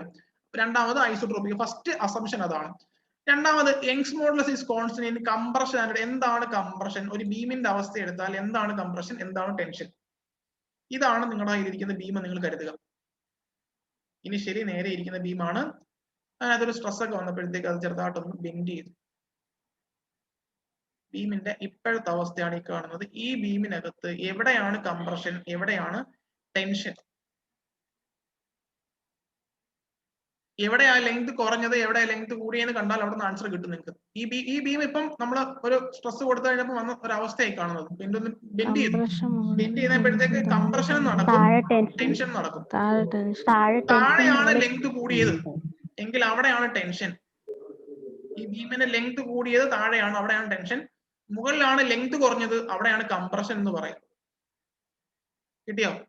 അങ്ങനെയാണെങ്കിൽ ഇത് ബെൻഡിങ് സംഭവിക്കുന്ന സമയത്ത് ബെൻഡിങ്ങിന്റെ അവസ്ഥയിലും ഇതിന്റെ യങ്സ് മോഡുലസ് കോൺസ്റ്റന്റ് ആയിരിക്കണം. സ്റ്റീലിന്റെ യങ്സ് മോഡുലസ് എത്രയാണ്? 2.1 എത്രയാണ്? ഒരുപാട് തവണ ഡയറക്റ്റ് കോഴ്സ് ഓവർസിയർ എക്സാമിന് സ്ഥലം ചോദിക്കുന്നേ. സ്റ്റീലിന്റെ 210 അല്ലെങ്കിൽ 2.1 × 10⁵.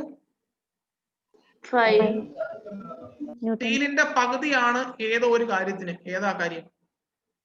Cast iron. അതിന്റെ പകുതിയാണ് വേറൊരെണ്ണത്തിന്. അലൂമിനിയം. അലൂമിനിയം. മാറിപ്പോരുതേ. സ്റ്റീലിന്റെ പകുതിയാണ് കാസ്റ്റ് അയൺ, കാസ്റ്റ് അയണിന്റെ പകുതിയാണ് അലൂമിനിയത്തിന്റെ. അപ്പൊ യങ്സ് മോഡുലസിന്റെ വാല്യൂ അങ്ങനെ ഓർത്തിരുന്നാൽ മതി. 2.210 പകുതി അതിന്റെ പകുതി അങ്ങനെ ഓർത്തിരുന്നാൽ മതി കേട്ടോ. അപ്പൊ രണ്ടാമത്തെ അസംഷൻ അതാണ് പറഞ്ഞത്. ഇനി മൂന്നാമത്തെ അസംഷൻ നോക്കിയേ.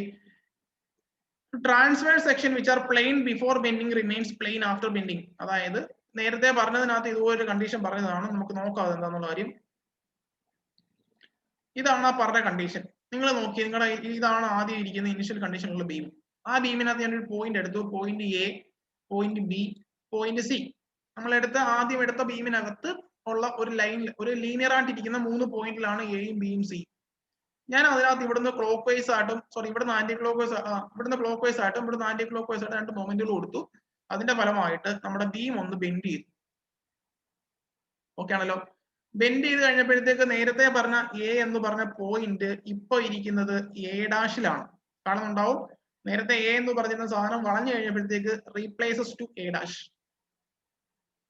നേരത്തെ നിങ്ങൾ സി എന്ന് പറഞ്ഞ നമ്മുടെ പോയിന്റ് ഉണ്ട്. ഈ പോയിന്റ് ഇപ്പൊ ഇരിക്കുന്നത് C' എന്ന് പറഞ്ഞ പോയിന്റ് ആണ്. മിഡ് പോയിന്റിന് യാതൊരു മാറ്റവും ഇല്ല.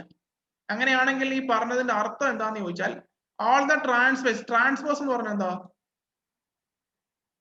Transverse section, vertical section, vertical ആണ് ട്രാൻസ്വേഴ്സ് എന്ന് പറയുന്നത്. അപ്പം all the transverse section remain plain after bending. അതായത് ഇത് നമ്മൾ ബെൻഡിങ്ങിന് മുമ്പുള്ള അവസ്ഥയാണ്. ബെൻഡിങ്ങിന് ശേഷമുള്ള അവസ്ഥ ഇതാണ്. ഈ എയും ഈ ബിയും ഈ സിയും ഇപ്പോൾ A'-ഉം B'-ഉം C' ആയിട്ടും ഇരിക്കുന്നു. ഇതിനെ കണക്ട് ചെയ്ത് കഴിഞ്ഞാൽ കിട്ടുന്നതാണ് ഈ പറയപ്പെടുന്ന ഈ നേരെ ഒരു സ്ട്രെയിറ്റ് ലൈൻ. ഓക്കെ ആണല്ലോ. അങ്ങനെയാണെങ്കിൽ ഇതാണ് നമ്മൾ നേരത്തെ പറഞ്ഞ കണ്ടീഷൻ. അതായത് ഈ പ്യൂർ ബെൻഡിങ് എന്ന് പറഞ്ഞ കൺസെപ്റ്റ് അസംഷൻ അത് പറയുന്ന all the transverse section remain plane after bending. എന്തായിരുന്നു പറഞ്ഞേ? മൂന്നാമത്തെ പോയിന്റ് എങ്ങനെ പറഞ്ഞേ? Transverse which are plane before bending remains plane after bending. ഇവിടെ നോക്കി, ഇവിടെ ഒരു പ്ലെയിൻ ലൈസാണ് എഴുതുന്നത്. ആണോ? അതായത് ഒരു പ്ലെയിൻ ഉദ്ദേശിക്കുന്നത് ഒരു സ്ട്രെയിറ്റ് ലൈനിൽ തന്നെയാണ് ഈ എയും ബിയും സി ഇരുന്നത് ബെൻഡിങ്ങിന് മുന്നേ. അതേപോലെ തന്നെ അത് ബെൻഡ് ചെയ്ത ശേഷവും ഇതും A'-ഉം B'-ഉം C'-ഉം ഒരു ലൈനിൽ തന്നെയാണ് ഇരിക്കുന്നത്. ഇതാണ് നമ്മൾ പറഞ്ഞ കൺസെപ്റ്റ്. അതായത് തൊട്ട് മുന്നത്തെ പോയിന്റ് വായിച്ചാൽ മതി. Transverse section which are plane before bending. ബെൻഡിങ്ങിന് മുമ്പ് ഒരു പ്ലെയിൻ, ഒരു സ്ട്രെയിറ്റ് ലൈൻ ആണ് ഇരുന്നത്. Remains plane after bending. ബെൻഡിങ്ങിന് ശേഷവും അത് പ്ലെയിൻ ആയിട്ട് ഒരു ലൈനിൽ തന്നെ ഇരിക്കണം. അതേ ഉള്ളൂ അതിന്റെ കൺസെപ്റ്റ്. ഒരു ലൈനിൽ തന്നെ ആയിരിക്കണം. അതാണ് അവിടെ പറയുന്നത്. എങ്കിൽ അവിടുന്ന് ചോദിച്ച ക്വസ്റ്റ്യൻ ഇതാണ്. ഒന്ന് ശ്രദ്ധിക്കുക. ക്വസ്റ്റ്യൻ നോക്കിയാൽ മാത്രം മതി, വേറെ ഒന്നും അവിടെ നോക്കണ്ട. ഒരു തവണ SSCയുടെ ക്വസ്റ്റ്യൻ ആണത്. Transverse section which are plane before bending remains plane after bending. തൊട്ട് താഴെ 4 ഓപ്ഷൻസ് പറഞ്ഞു. Which of the following are correct according to this assumption. ഈ പറയപ്പെട്ട അസംഷൻ വെച്ചിട്ട് ഏതാണ് അവിടെ നമുക്ക് കറക്റ്റ് ആയിട്ട് പറയാൻ ഒക്കുന്നത്? അതായത് eliminate effect of strain in other day. അതായത് ഇതിന്റെ ഈ പറയപ്പെടുന്നതിന്റെ അർത്ഥം ഇതെന്തിനാ പറയുന്നത് ചോദിച്ചു കഴിഞ്ഞാൽ സ്ട്രെയിൻ എലിമിനേഷനെ പറ്റി ഉള്ള ഒരു കൺസെപ്റ്റ് ആണ് ഈ പറയപ്പെടുന്നത്. അതിനകത്ത് കൂടുതൽ ഡീറ്റെയിൽസിലൊന്നും പോകണ്ട. ഈ പറയപ്പെട്ട transfer section which are plane before bending remains plane after bending. അതായത് നേരത്തെ പറഞ്ഞ പടം വെച്ചുള്ള കാര്യം ഞാൻ പറഞ്ഞതാണ്. അത് എന്തിനെ കാണിക്കുന്നത് ചോദിച്ചാൽ അവിടുത്തെ എലിമിനേറ്റ് എഫക്ട് ഓഫ് സ്ട്രെയിൻ എന്നുള്ളത് അങ്ങ് ഓർത്താൽ മാത്രം മതി.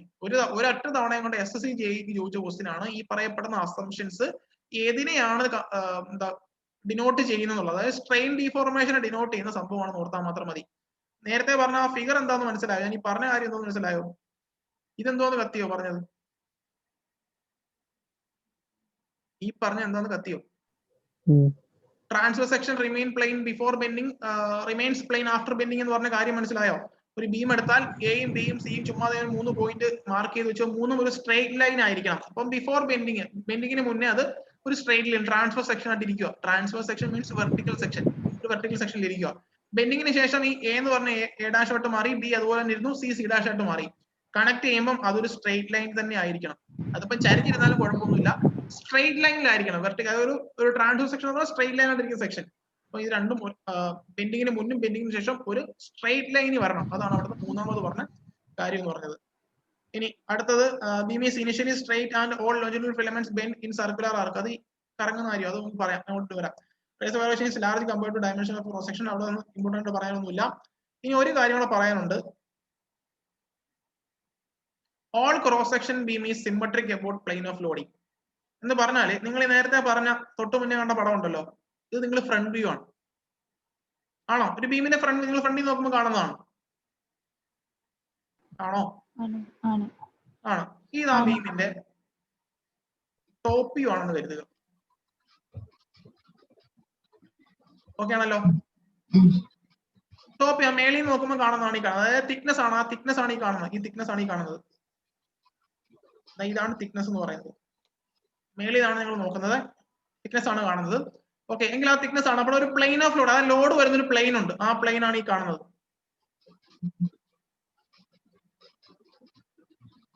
Plain of loading. ഈ പ്ലെയിൻ ഓഫ് ലോഡിങ് വെച്ചിട്ട് ഈ പറയപ്പെടുന്ന വസ്തു കട്ടായി മാറും. കട്ടായി മാറുമ്പോഴത്തേക്ക് രണ്ട് സിമ്മട്രിക് പീസ് ആയി മാറണം. അതാണ് പറയുന്നത്. All cross section of beam is symmetric about plain of loading. നേരത്തെ പറഞ്ഞത് ഫ്രണ്ട് വ്യൂ ആണ്, ഇത് മുകളിൽ നോക്കുമ്പോൾ നിങ്ങൾ കാണുന്ന ടോപ്പ് വ്യൂ ആണ്. അപ്പൊ ഈ പ്ലെയിൻ ഓഫ് ലോഡിങ്, അതായത് നമ്മൾ വെയിറ്റ് കൊടുക്കുന്ന ആ ഒരു സെക്ഷൻ അല്ലെങ്കിൽ ആ പ്ലെയിൻ ഓഫ് ആ ഒരു ലോഡ്, ആ ഒരു പ്ലെയിൻ വെച്ച് നോക്കുമ്പോഴത്തേക്ക് ഈ പറയപ്പെടുന്ന വസ്തുവിനെ കട്ട് ചെയ്ത് മാറിയാൽ സിമ്മട്രിക്, അതായത് രണ്ട് പീസ് കിട്ടിയാൽ രണ്ടും സെയിം അളവിലുള്ളതായിരിക്കണം. അതാണ് അടുത്ത ഒരു അസംഷൻ അത് പറയുന്നത്. Plain of bending, plain of loading എന്ന് പറയുന്നതാണ് ഈ മുകളിൽ നിന്ന് കാണുന്നത്. അതൊരു പ്ലെയിൻ ആയിട്ട് ഞാൻ ഇങ്ങനെ വരച്ച് കാണിച്ചിരിക്കുക. ആ പ്ലെയിൻ വന്ന് നിങ്ങളുടെ ആ ഒരു സെക്ഷൻ വന്ന് നിങ്ങളുടെ ഈ ടോപ്പിൽ നോക്കുമ്പോഴത്തേക്ക് കാണുമ്പോൾ അത് രണ്ടായിട്ട് കട്ട് ചെയ്ത് മാറുവാണെങ്കിൽ ആ രണ്ട് പീസും ഒരേപോലെ ഇരിക്കണം. ഓക്കെ ആണോ? അങ്ങനെ ഉള്ളിടത്ത് മാത്രമേ ഈ പറയാൻ പോകുന്ന ബെൻഡിങ്ങിന്റെ എന്താ കൺസെപ്റ്റ് നിലനിൽക്കത്തുള്ളൂ. നമ്മൾ നേരത്തെ പറഞ്ഞ ഈ പ്യുവർ ബെൻഡിങ് തിയറി ഉണ്ടല്ലോ, പ്യുവർ ബെൻഡിങ് തിയറി അസംഷൻസ് ആണ്. ഈ പറയപ്പെടുന്ന കണ്ടീഷൻസ് ഫോളോ ചെയ്താൽ മാത്രമേ അവിടെ നമുക്ക് പ്യുവർ ബെൻഡിങ്ങിന്റെ തിയറി പറയാനൊക്കത്തുള്ളൂ. അതിനകത്തുള്ള അസംഷൻ ആണ് ഈ പറയാ all cross section of beam is symmetric about plain of loading എന്ന് പറഞ്ഞാൽ പ്ലെയിൻ ഓഫ് ലോഡിങ് വെച്ചിട്ട് ഈ വസ്തു രണ്ടായിട്ട് കട്ടായി മാറിയാൽ രണ്ടും ഒരേപോലെ ഇരിക്കുന്ന രണ്ട് പീസുകളായിരിക്കണം. ഫോർ എക്സാമ്പിൾ, ഒരു റെക്ടാങ്കിൾ ആണ് നിങ്ങളുടെ ബീം എന്നുണ്ടെങ്കിൽ, റെക്ടാങ്കുലർ ബീം എന്നുണ്ടെങ്കിൽ അതിനെ കട്ട് ചെയ്ത് കഴിഞ്ഞാൽ രണ്ട് ഈക്വൽ പീസ് ആയിട്ട് മാറും. ദാറ്റ് ഈസ് റെക്ടാങ്കുലർ ബീം എന്ന് പറയുന്നത് ഈ പറയപ്പെടുന്ന ബെൻഡിങ് തിയറി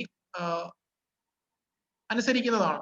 അടുത്ത ഒരു സർക്കുലർ ആണ് ഇരിക്കുന്നതെങ്കിൽ രണ്ടായിട്ട് കട്ട് ചെയ്താൽ രണ്ട് ഹാഫ് സർക്കിൾ ആയിട്ട് മാറും. ദാറ്റ് ഈസ് അതും നമ്മൾ ഈ പറയപ്പെടുന്ന ബെൻഡിങ് തിയറിക്കകത്ത് വരുന്നതാണ്.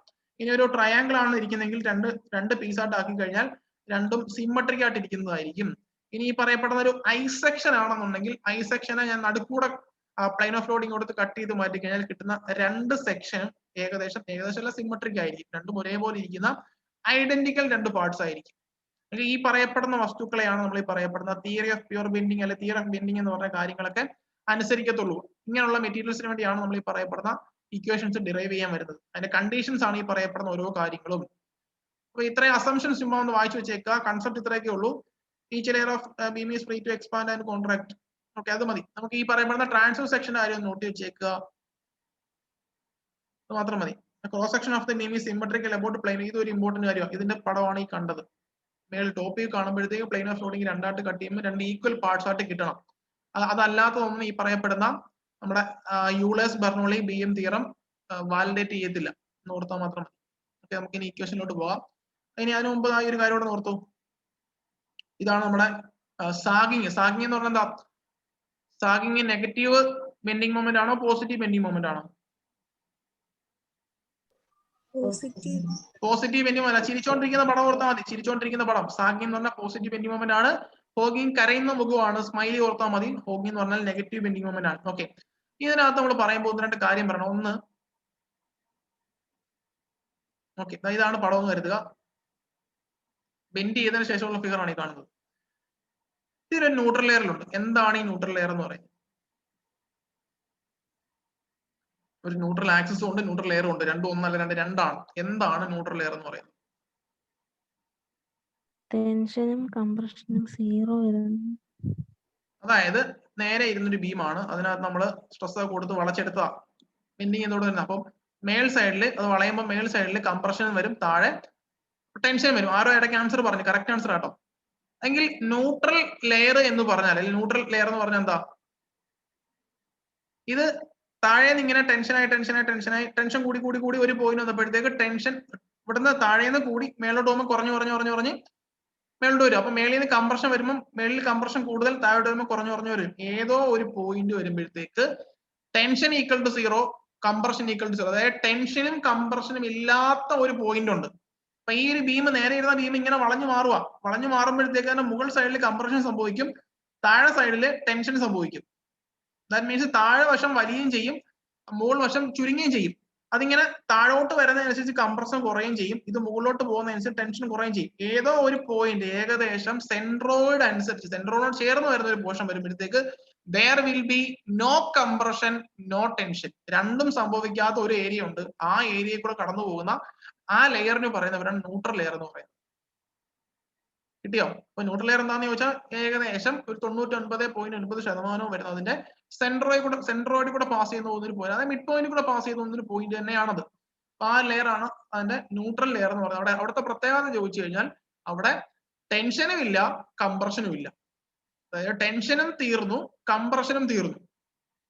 ഇവിടെ ടെൻഷൻ ഇവിടെ അങ്ങോട്ട് വന്ന ടെൻഷൻ ഇവിടെ കൂടുതലാണ്, കുറഞ്ഞു വന്ന് ഇവിടെ ടെൻഷൻ കഴിഞ്ഞു, കംപ്രഷൻ തുടങ്ങാൻ വേണ്ടി പോവാ.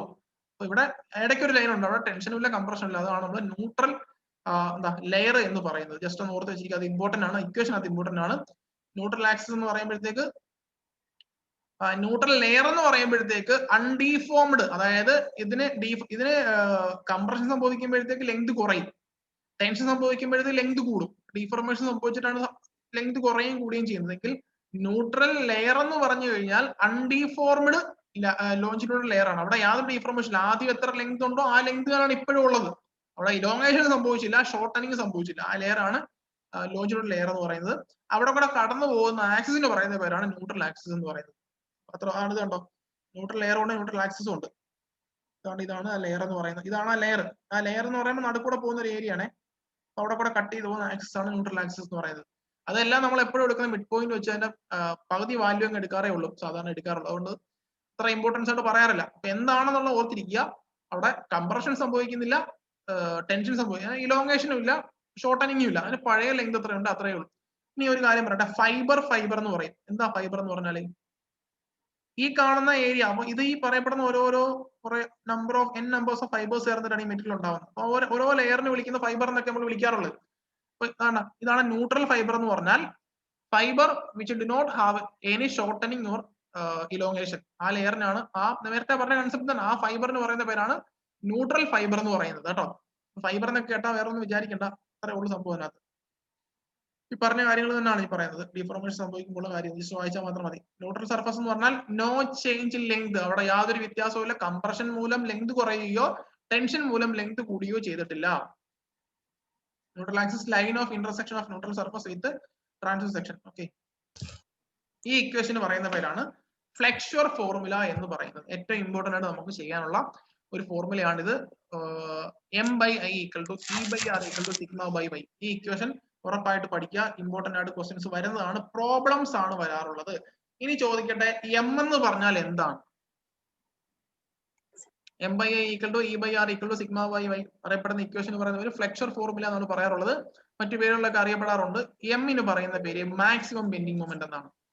ഇത് ചോദിക്കട്ടെ, നമ്മൾ നേരത്തെ പഠിച്ച വാല്യൂ ഇവിടെയാണ് നമുക്ക് വേണ്ടത്. യൂണിവേഴ്സിറ്റി എക്സാം ആണെന്നുണ്ടെങ്കിൽ 15 മാർക്ക് അല്ലെ 12 മാർക്ക് ഒരു എസ്സെ ചോദിക്കുന്ന ഒരു മേഖലയാണ്. 12 മാർക്കിന് നമ്മൾ യൂണിവേഴ്സിറ്റി എക്സാമിന്റെ ചോദ്യമാണ് ഈ പറയപ്പെടുന്ന ഫോർമുല വെച്ചിട്ട് ഒരു പ്രോബ്ലം ചോദിക്കും, വലിയൊരു പ്രോബ്ലം. അപ്പൊ അതിനകത്ത് മിക്കവാറും കണ്ടുപിടിക്കേണ്ടത് മാക്സിമം ബെൻഡിങ് സ്ട്രെസ് എന്ന് പറഞ്ഞ ഈ സിഗ്മ എന്ന് പറഞ്ഞ വാല്യൂ ആണ് നമുക്ക് കണ്ടുപിടിക്കേണ്ടത്. മാക്സിമം ബെൻഡിങ് സ്ട്രെസ് ആണ് സിഗ്മ കൊണ്ട് ഡിനോട്ട് ചെയ്യുന്നത്, അതാണ് കണ്ടുപിടിക്കേണ്ടത്. എം എന്ന് പറഞ്ഞാൽ എന്താണ്? മാക്സിമം ബെൻഡിങ് മൊമെന്റ് ആണ്. ഇപ്പം ക്വസ്റ്റ്യൻ വരാൻ പോകുന്നത് യൂണിവേഴ്സിറ്റി എക്സാം ആണെങ്കിൽ ക്വസ്റ്റ്യൻ ചോദിക്കുന്നത് കുറെ കാന്റിലിവർ ബീം വിത്ത് ലെങ്ത് ഇത്ര വിത്ത് ലോഡ് ഇത്ര എന്നൊക്കെ പറയും. അങ്ങനെയാണെങ്കിൽ മാക്സിമം ബെൻഡിങ് മൊമെന്റിന്റെ വാല്യൂ എത്രയാണ്? Cantilever beam with point load maximum bending moment value നമ്മൾ നേരത്തെ പഠിച്ച കേസിൽ ആ മാക്സിമം വാല്യൂ ആണ് ഇവിടെ ചോദിക്കുന്നത്. എം എന്ന് പറയുമ്പോൾ ചുമ്മാതെ മൊമെന്റ് എടുത്ത് വെക്കുകയല്ല ചെയ്യുന്നത്, മാക്സിമം ബെൻഡിങ് മൊമെന്റ് ആണ്. നമ്മളിപ്പം പറയുന്ന കാന്റിലിവർ ബീമിനകത്ത് പോയിന്റ് ലോഡ് ആണെങ്കിൽ അവിടുത്തെ ആൻസർ എത്രയാ? W. ഇന്ന് പഠിച്ച നോക്ക്. ഒരു സിംപ്ലി സപ്പോർട്ട് ബീമിനകത്ത് UDL ആണ് ആക്ട് ചെയ്യുന്നത്. മാക്സിമം ബെൻഡിങ് മൊമെന്റ് എന്ന് പറയുന്നത് എത്രയാ?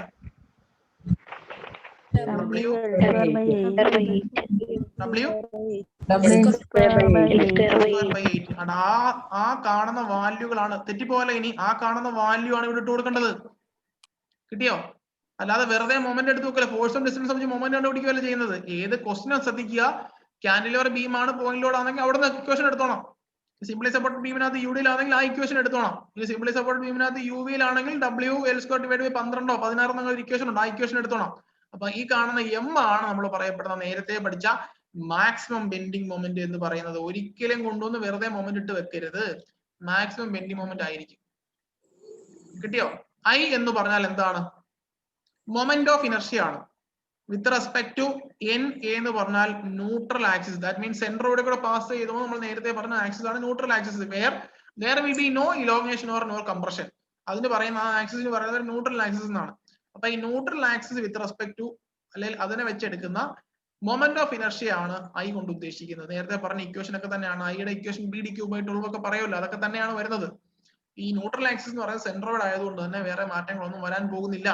നിങ്ങൾ ശ്രദ്ധിക്കേണ്ട കാര്യം, തെറ്റിക്കാതെ ഇരിക്കേണ്ട കാര്യം എന്ന് പറഞ്ഞാൽ മൊമെന്റ് എന്ന് പറഞ്ഞ സംഭവം ഈ M എന്ന് പറഞ്ഞ വെറും മൊമെന്റ് അല്ല. ചിലപ്പോൾ തെറ്റിക്കാനായിട്ട് ക്വസ്റ്റിനകത്ത് വെറുതെ moment equal to 12 newton MM എന്നൊക്കെ പറഞ്ഞു കളയും. അതെടുത്തിട്ട് ചെയ്യരുത്, അത് വെച്ച് ചെയ്യരുത്. പകരം സിംപ്ലി സപ്പോർട്ട് ബീം ആണെങ്കിൽ അവിടെ ഇക്വേഷൻ എടുക്കുക, കാന്റിലിവർ ആണെങ്കിൽ അവിടെ ഇക്വേഷൻ എടുക്കുക, ആ ഇക്വേഷൻ എടുത്തിട്ട് WL² / 8 കണ്ടിട്ട് ഇവിടെ സബ്സ്റ്റിറ്റ്യൂട്ട് ചെയ്ത് കൊടുക്കാവൂ. അതാണ് ഇവിടുത്തെ മോസ്റ്റ് ഇമ്പോർട്ടന്റ് കാര്യം.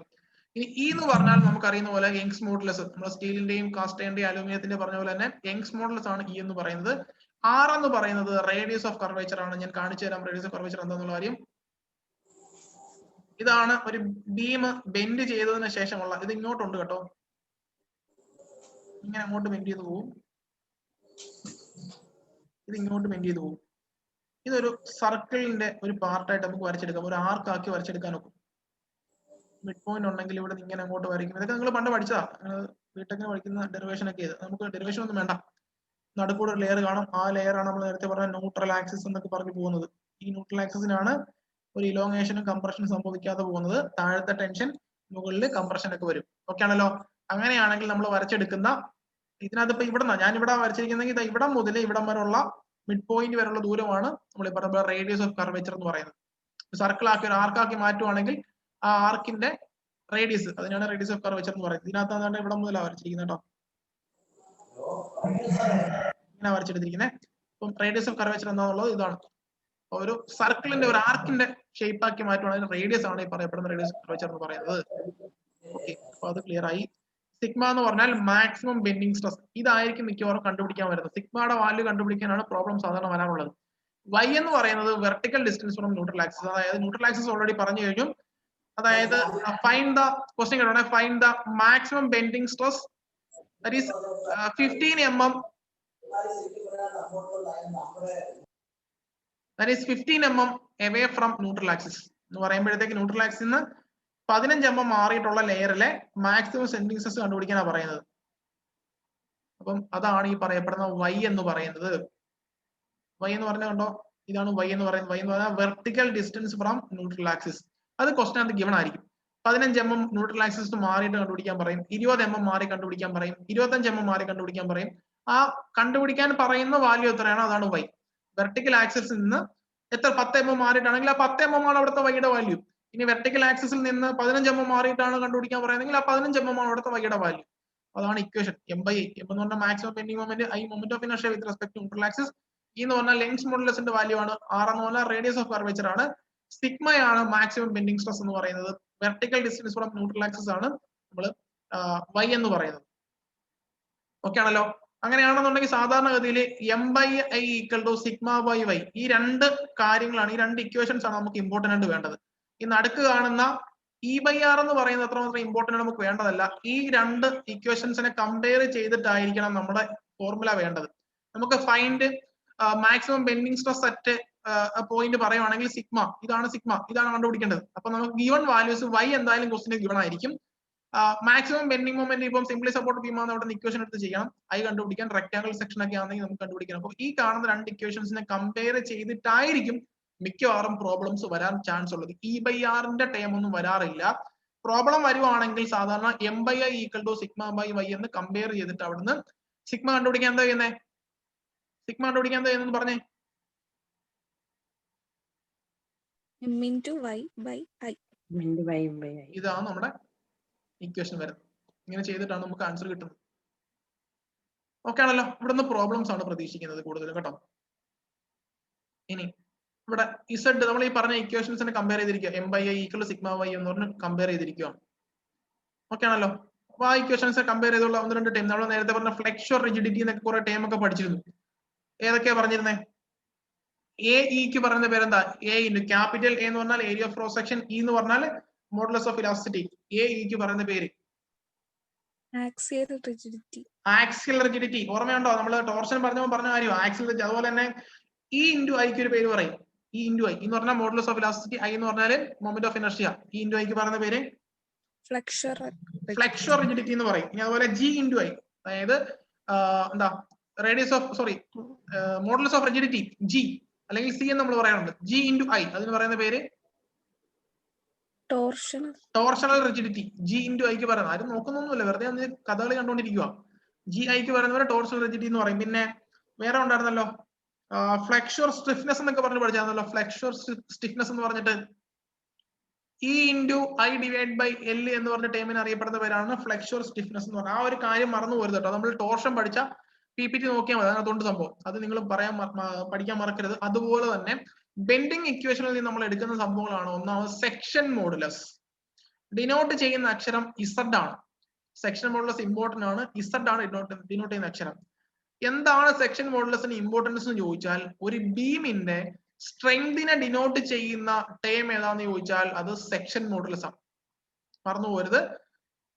നമ്മൾ നേരത്തെ പോളാർ മോഡുലസ് ഒക്കെ പറഞ്ഞിരുന്നു. അതുപോലെ തന്നെ സെക്ഷൻ മോഡുലസ് ഓർത്തിരിക്കുക. ഒരു ബീമിന്റെ സ്ട്രെങ്തിനെ മെഷർ ചെയ്യുന്ന ടേം ആണ് സെക്ഷൻ മോഡുലസ് എന്ന് പറയുന്നത്. It is the maximum strength of a beam അല്ലെങ്കിൽ മാക്സിമം ആപ്ലിക്കബിൾ ബെൻഡിങ് മൊമെന്റ്. ആ കാണുന്ന ബീം താങ്ങാനൊക്കുന്ന maximum applicable bending moment denote ചെയ്യുന്ന ടേം ആണ് സെക്ഷൻ മോഡുലസ് എന്ന് പറയുന്നത്. ഡിനോട്ട് ചെയ്യുന്ന അക്ഷരം Z ആണ്. Z is equal to I divide by y max.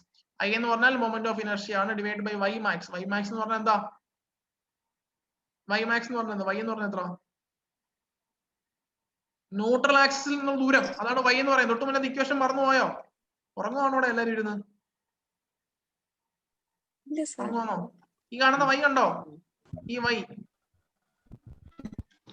ഇതാണ് y എന്ന് പറയുന്നത്. അപ്പൊ അത് y നമുക്ക് എപ്പോഴും ക്വസ്റ്റ്യൻ പറയുന്നത്, അതായത് ന്യൂട്രൽ ആക്സിസിന് എത്രമാത്രം മുകളിലോട്ടാണ്. ഈ മാക്സിമം ഈ y എന്ന് പറഞ്ഞാൽ എവിടെയായിരിക്കും? മാക്സിമം y എന്ന് പറഞ്ഞാൽ ഒന്നുകൂടെ പറഞ്ഞുതരാം. y എന്ന് പറഞ്ഞാൽ ഇവിടുന്ന് മുകളിലുള്ള ഡിസ്റ്റൻസ് ആണ് y എന്ന് പറയുന്നത്, അല്ലെ ഇവിടുന്ന് താഴോട്ടുള്ള ഡിസ്റ്റൻസ് ആണ് y എന്ന് പറയുന്നത്. മാക്സിമം y എന്ന് പറഞ്ഞാൽ എന്തായിരിക്കും? എക്സ്ട്രീം, അതായത് എക്സ്ട്രീം ഫൈബർ. ഈ കാണുന്ന രണ്ട് എക്സ്ട്രീം ഫൈബർ ആണ് ഈ പറയപ്പെടുന്ന മാക്സിമം y എന്ന് പറയുന്ന ദൂരം. അതായത് ഈ മിഡ് പോയിന്റ് മുതൽ ഈ കാണുന്ന അറ്റം വരെ ഉള്ളതാണ് മാക്സിമം y യുടെ വാല്യൂ. കിട്ടിയോ എന്താന്നുള്ള കാര്യം? y എന്ന് പറഞ്ഞാൽ ന്യൂട്രൽ ആക്സിസിൽ നിന്ന് ഉള്ള ദൂരമാണ്, വെർട്ടിക്കൽ ഡിസ്റ്റൻസ് ആണ്. മാക്സിമം y എവിടെ കിട്ടുമെന്ന് ചോദിച്ചാൽ അതിന്റെ എക്സ്ട്രീം ഫൈബറിനകത്താണ് മാക്സിമം y കിട്ടുന്നത്. ഓർത്താൽ മാത്രം മതി. സെക്ഷൻ മോഡുലസ് Z എന്ന് പറഞ്ഞാൽ ratio between moment of inertia to maximum എന്താ y value maximum y value എന്ന് പറഞ്ഞാൽ ഔട്ടർ മോസ്റ്റ് ലെയർ ആയിരിക്കും അല്ലെ, ഔട്ടർ മോസ്റ്റ് ഫൈബർ ആയിരിക്കും.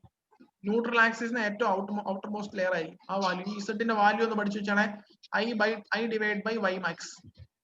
ഇതാണ് ഇസഡ്, സെക്ഷൻ മോഡുലസ് ഇസഡ് എന്ന് പറയുന്നത് ഇതാണ്. It's a measure of strength. ഇതാണ് മോസ്റ്റ് ഇമ്പോർട്ടന്റ് പോയിന്റ്. സെക്ഷൻ മോഡുലസിന്റെ പർപ്പസ് തന്നെ ഇതാണ്, ടീമിന്റെ സ്ട്രെങ്തിനെ മെഷർ ചെയ്യാൻ വേണ്ടിയിട്ടാണ്. Section modulus is defined as the ratio of moment of inertia about neutral axis to distance of outermost layer. അപ്പം outermost layer വരുന്നതാണ് y max എന്ന് പറഞ്ഞ വാല്യൂ. ഇനി ഈ പറയപ്പെടുന്ന ഇക്വേഷനിൽ നമ്മൾ ഡിറൈവ് ചെയ്യുന്ന ഓരോ ടൈം ഒക്കെയാണ് m/i = സിഗ്മ y എന്ന് വരും. നമ്മുടെ നേരത്തെ പറഞ്ഞ ഇക്വേഷൻ രണ്ട് ടൈം എടുത്ത് ഇക്വൽ എഴുതിയിരിക്കുകയാണ്. ഇനി ഈ sigma divide by y max എന്ന് എടുക്കുക, അവിടെ നമ്മൾ z ഇട്ട് കൊടുക്കുക ചെയ്യുന്നത് കണ്ടോ. I/z എന്ന് പറയുന്നത് I/y എന്ന് പറയുന്നത് z ആണ്. ഈ ഒരു ഇക്വേഷൻ നോട്ട് വെച്ചേക്കുക. ഒന്നേ എങ്ങനെയാണെന്ന് മനസ്സിലായോ? z ഈക്വൽ ടു നമുക്ക് ഈ ഇക്വേഷൻ നമുക്ക് അറിയാം, അതവിടെ കിടന്നോട്ടെ. നമ്മൾ നേരത്തെ പറഞ്ഞ പോളാർ മോഡുലസിന്റെ ആ 3 ടേമുകളിനകത്ത് ഒന്നാമത്തെയും മൂന്നാമത്തെയും ടേമുകൾ കമ്പയർ ചെയ്തിരിക്കുകയാണ്. ഓക്കെ ആണല്ലോ. അപ്പൊ m/i = സിഗ്മ ബൈ y എന്ന് വന്നു. അപ്പൊ ഇതിന്റെ മാക്സിമം, ഇത് മാക്സിമത്തിന്റെ കാര്യമാണ്. മാക്സിമം ആപ്ലിക്കബിൾ ബെൻഡിങ് സ്ട്രെസ് ആയതുകൊണ്ട് തന്നെ സിഗ്മ മാക്സ് ഇട്ട് കൊടുത്തു, y max ഇട്ട് കൊടുത്തു. ഈ i ഞാൻ ഇപ്പുറത്തോട് കൊണ്ടുവന്നു, i ഇപ്പുറം കൊണ്ടുവന്ന് I ഡിവൈഡ് ബൈ y. ഈ I ഡിവൈഡ് ബൈ y എന്ന് പറയുന്നതാണ് നമ്മളിവിടെ കിടക്കുന്ന z എന്ന് പറയുന്നത്. ആണോ? സിഗ്മ മാക്സ് z എന്ന് ഇട്ട് കൊടുത്തു. ഈ ഇക്വേഷൻ ചുമ്മാ നോട്ട് വെച്ചേക്കുക. ഓർക്കേണ്ട അടുത്ത കാര്യം ഇമ്പോർട്ടന്റ് ഇതാണ്, ഒരു സെക്ഷൻ മോഡുലസ് എന്ന് പറയുന്നത് ബീമിന്റെ സ്ട്രെങ്തിനെ ഡിനോട്ട് ചെയ്യുന്ന കാര്യമാണെന്ന് പറഞ്ഞു കഴിഞ്ഞു. അപ്പൊ ഓർക്കേണ്ട കാര്യമുണ്ട്, സെക്ഷൻ മോഡുലസ് ഏറ്റവും കൂടുതൽ ഇതിനാണെന്ന് ചോദിച്ചു കഴിഞ്ഞാൽ ഇപ്പൊ 3 എണ്ണം, ഒരു സർക്കിൾ ഉണ്ട്, റെക്ടാംഗിൾ ഉണ്ട്, ഐ സെക്ഷനും ഉണ്ട്. ഇതിനകത്ത് ഏതിനാണ് കൂടുതൽ സെക്ഷൻ മോഡുലസ് എന്ന് പറഞ്ഞാൽ എപ്പോഴും ഒരു ഐ സെക്ഷൻ ആയിരിക്കും സെക്ഷൻ മോഡുലസ് കൂടുതൽ എന്ന് പറയുന്നത്. എന്തുകൊണ്ട്? ഐ എന്ന് പറഞ്ഞാൽ മൊമെന്റ് ഓഫ് ഇനർഷ്യ ആണ്. മൊമെന്റ് ഓഫ് ഇനർഷ്യ എന്ന് പറഞ്ഞാൽ എന്തായിരിക്കും? ഏരിയ ഡിസ്ട്രിബ്യൂഷൻ ആയിരിക്കും.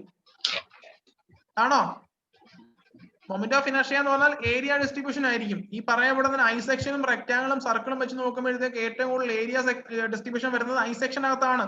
അപ്പൊ ഐ സെക്ഷൻ വരുന്നത്, ഐ സെക്ഷൻ കൂടുതൽ വരുന്നിടത്ത് തന്നെ ആയിരിക്കും മാക്സിമം സെക്ഷൻ മോഡുലസും വരുന്നത്. ഈ ഇക്വേഷൻ നോക്കിയാൽ മതി, I ഡിവൈഡ് ബൈ y എന്ന് പറയുന്നത്. വേർ I എന്ന് പറഞ്ഞാൽ മൊമെന്റ് ഓഫ് ഇനർഷ്യ ആണ്. മൊമെന്റ് ഓഫ് ഇനർഷ്യയുടെ മറ്റൊരു കൺസെപ്റ്റ് പറയുവാണെങ്കിൽ moment of inertia is the area distribution. Area distribution ആണ്. അപ്പൊ അതോടെ ഏരിയ ഡിസ്ട്രിബ്യൂഷൻ ആയതുകൊണ്ട് തന്നെ I എന്ന് പറയുമ്പോഴത്തേക്ക് ഏരിയ കൂടുതലുള്ളതിന് കൂടുതലായിരിക്കും. അപ്പം ഏരിയ കൂടുതലുള്ളത് ഇതിനകത്ത് ഐ സെക്ഷൻ ആണ്. റെക്ടാംഗിളിനെയും സർക്കിളിനെയും കമ്പയർ ചെയ്താൽ ഏരിയ കൂടുതലുള്ളത് ഐ സെക്ഷൻ ആയിരിക്കും. അല്ലെങ്കിൽ തന്നെ നമ്മൾ ഐ സെക്ഷൻ അല്ലയോ ഏറ്റവും കൂടുതൽ സ്ട്രെങ്ത് വേണ്ടത്? നിങ്ങൾ സിവിൽ എഞ്ചിനീയർ അല്ലയോ? നമുക്ക് ഏറ്റവും സ്ട്രെങ്ത് കൂടുതൽ വേണ്ട സാധനങ്ങൾ ഉപയോഗിക്കുന്ന സാധനമാണ് ഐ സെക്ഷൻ എന്ന് പറയുന്നത്. നമ്മൾ റെയിൽവേ പാളത്തിന് താഴേക്ക് ഇട്ട് കൊടുക്കുന്ന ഐ സെക്ഷൻസ് ആണ്.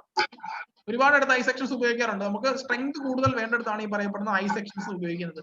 അതിനെക്കാട്ടിയും കുറവ് സ്ട്രെങ്ത് മതിയെങ്കിൽ അത് റെക്ടാംഗിൾ ഉപയോഗിക്കും. നമ്മൾ ഈ സർക്കിളൊക്കെ ഉപയോഗിക്കുന്ന വളരെ കുറഞ്ഞ സാധ്യതകളിലാണ്. അപ്പൊ ഈ 3 എണ്ണത്തിന് കമ്പയർ ചെയ്യുമ്പോഴത്തേക്ക് സെക്ഷൻ മോഡുലസ് കൂടുതൽ ഏതാണെന്ന് ചോദിച്ചാൽ അത് ഐ സെക്ഷൻ ആയിരിക്കും. അതുകൊണ്ട് തന്നെ സ്ട്രെങ്ത് കൂടുതൽ, ഈ സെക്ഷൻ മോഡുലസ് എന്ന് പറഞ്ഞാൽ സ്ട്രെങ്തിനെ കാണിക്കുന്ന കാര്യമാണ്. ദാറ്റ് മീൻസ് ഐ സെക്ഷൻ ആണ് സ്ട്രെങ്ത് കൂടുതലുള്ളത് കമ്പയർഡ് ടു റെക്ടാംഗിൾ. റെക്ടാംഗിൾ സർക്കിളും കമ്പയർ ചെയ്യുമ്പോൾ റെക്ടാംഗിൾ ആണ് കൂടുതൽ, സർക്കിളിന് കുറവാണ്. ഈ ഒരു ഓർഡർ ഒന്ന് പഠിച്ചു വെച്ചേക്കുക. ഐ സെക്ഷൻ ആണ് സെക്ഷൻ മോഡുലസ് കൂടുതൽ. നിർത്തുവാണ്, കുറച്ചുകൂടെ ഉള്ള 2 സ്ലൈഡുകൾ എളുപ്പം നിർത്താം. അടുത്തത് ഐ സെക്ഷൻ. ഇതിന്റെ സെക്ഷൻ മോഡുലസ് ഇമ്പോർട്ടന്റ് കാര്യമാണ്, അതുകൊണ്ടാണ് ഇത്രയും കാര്യമായിട്ട് ഞാൻ പറയുന്നത്. I ഡിവൈഡ് ബൈ y എന്ന് പറഞ്ഞു. I ഡിവൈഡ് ബൈ y ആണ് സെക്ഷൻ മോഡുലസ്. അങ്ങനെ റെക്ടാംഗിളിലെ കേസ് പറയുവാണ്. സാധാരണഗതിയിൽ നമ്മൾ y മാക്സ് എന്ന് പറയുന്നത് d/2ലാണ്. y മാക്സ് എന്ന് പറഞ്ഞാൽ ഇതാണ് ന്യൂട്രൽ ആക്സിസ്. നമ്മൾ പറഞ്ഞ സെന്ററോട് കൂടാണ് ന്യൂട്രൽ ആക്സിസ് പാസ് ചെയ്ത് പോകുന്നത് പറഞ്ഞു മോസ്റ്റ് കേസിലും. അപ്പൊ മാക്സിമം കിട്ടണമെന്നുണ്ടെങ്കിൽ അതിന്റെ അറ്റം വരെ പോകണം. ദാറ്റ് ഈസ് ഫുള്ള് d ആണെങ്കിൽ d/2 ആണ് മാക്സിമം. ഇതെന്താ ഈ വൈയുടെ കാര്യം മനസ്സിലാവാത്തവർ ചോദിക്കണേ ദയവ് ചെയ്തിട്ട്. y എന്താന്ന് മനസ്സിലാവാത്തവർ ചോദിക്കണേ. y എന്താന്ന് മനസ്സിലാവാത്തവർ ചോദിക്കണം. അല്ലെങ്കിൽ ഈ പൊട്ടനാട്ടം കാണുന്ന പോലെ ആയി പോകും കേട്ടോ. വെറുതെ ഇരുന്ന് പറഞ്ഞുകൊണ്ടിരിക്കുക y എന്താന്ന് അറിയത്തില്ലെങ്കിൽ കാര്യമൊന്നുമില്ല ഈ പറഞ്ഞതിനകത്ത്. ചോദിക്കേ. y എന്ന് പറഞ്ഞാൽ ഈ സെൻട്രലിൽ നിന്ന് മുകളിലോട്ടോ താഴോട്ടോ ഉള്ള ദൂരത്തിനാണ് പറയുന്നത് y എന്ന് പറയുന്നത്. അത് ക്വസ്റ്റിനകത്ത് എപ്പോഴും പറയും. ഇതാണ് neutral axis. Neutral axis 10 mm മാറിയിട്ടാണെന്ന് പറഞ്ഞാൽ ഇവിടെ ഒരു 10 mm മാറിയിട്ടുള്ള സ്ഥലത്തെ കണ്ടുപിടിക്കണം. എങ്കിൽ ഈ ഡിസ്റ്റൻസിനാണ് y എന്ന് പറയുന്നത്. ഈ y മാക്സിമം വരുന്നത് എവിടെയാണെന്ന് ചോദിച്ചാൽ y മാക്സിമം വരുന്നത് ഔട്ടർ ഫൈബറിൽ എത്തുമ്പോഴാണ് y-യുടെ വാല്യൂ മാക്സിമം വരുന്നത്. ഓക്കെ ആണല്ലോ. അവിടെ ഇത് മൊത്തത്തിലുള്ള സെക്ഷൻ ആണെങ്കിൽ അതിന്റെ പകുതി കൂടാണ് ന്യൂട്രൽ ആക്സിസ് കടന്നു പോകുന്നത്. മാക്സിമം y എന്ന് പറയുന്നത് നേരെ പകുതി ആയിരിക്കും. ഇത് d ആണ്, d/2 ആണ്. അപ്പൊ ഇതാണ് നമ്മുടെ റെക്ടാംഗിളിന്റെ മൊമെന്റ് ഓഫ് ഇനർഷ്യ ഇക്വേഷൻ. അപ്പൊ I ഡിവൈഡ് ബൈ y ഇട്ട് കൊടുക്കുമ്പോഴത്തേക്ക് സെക്ഷൻ മോഡുലസ് ഡയറക്റ്റ് കിട്ടി വെച്ചിരിക്കുകയാണ് കേട്ടോ.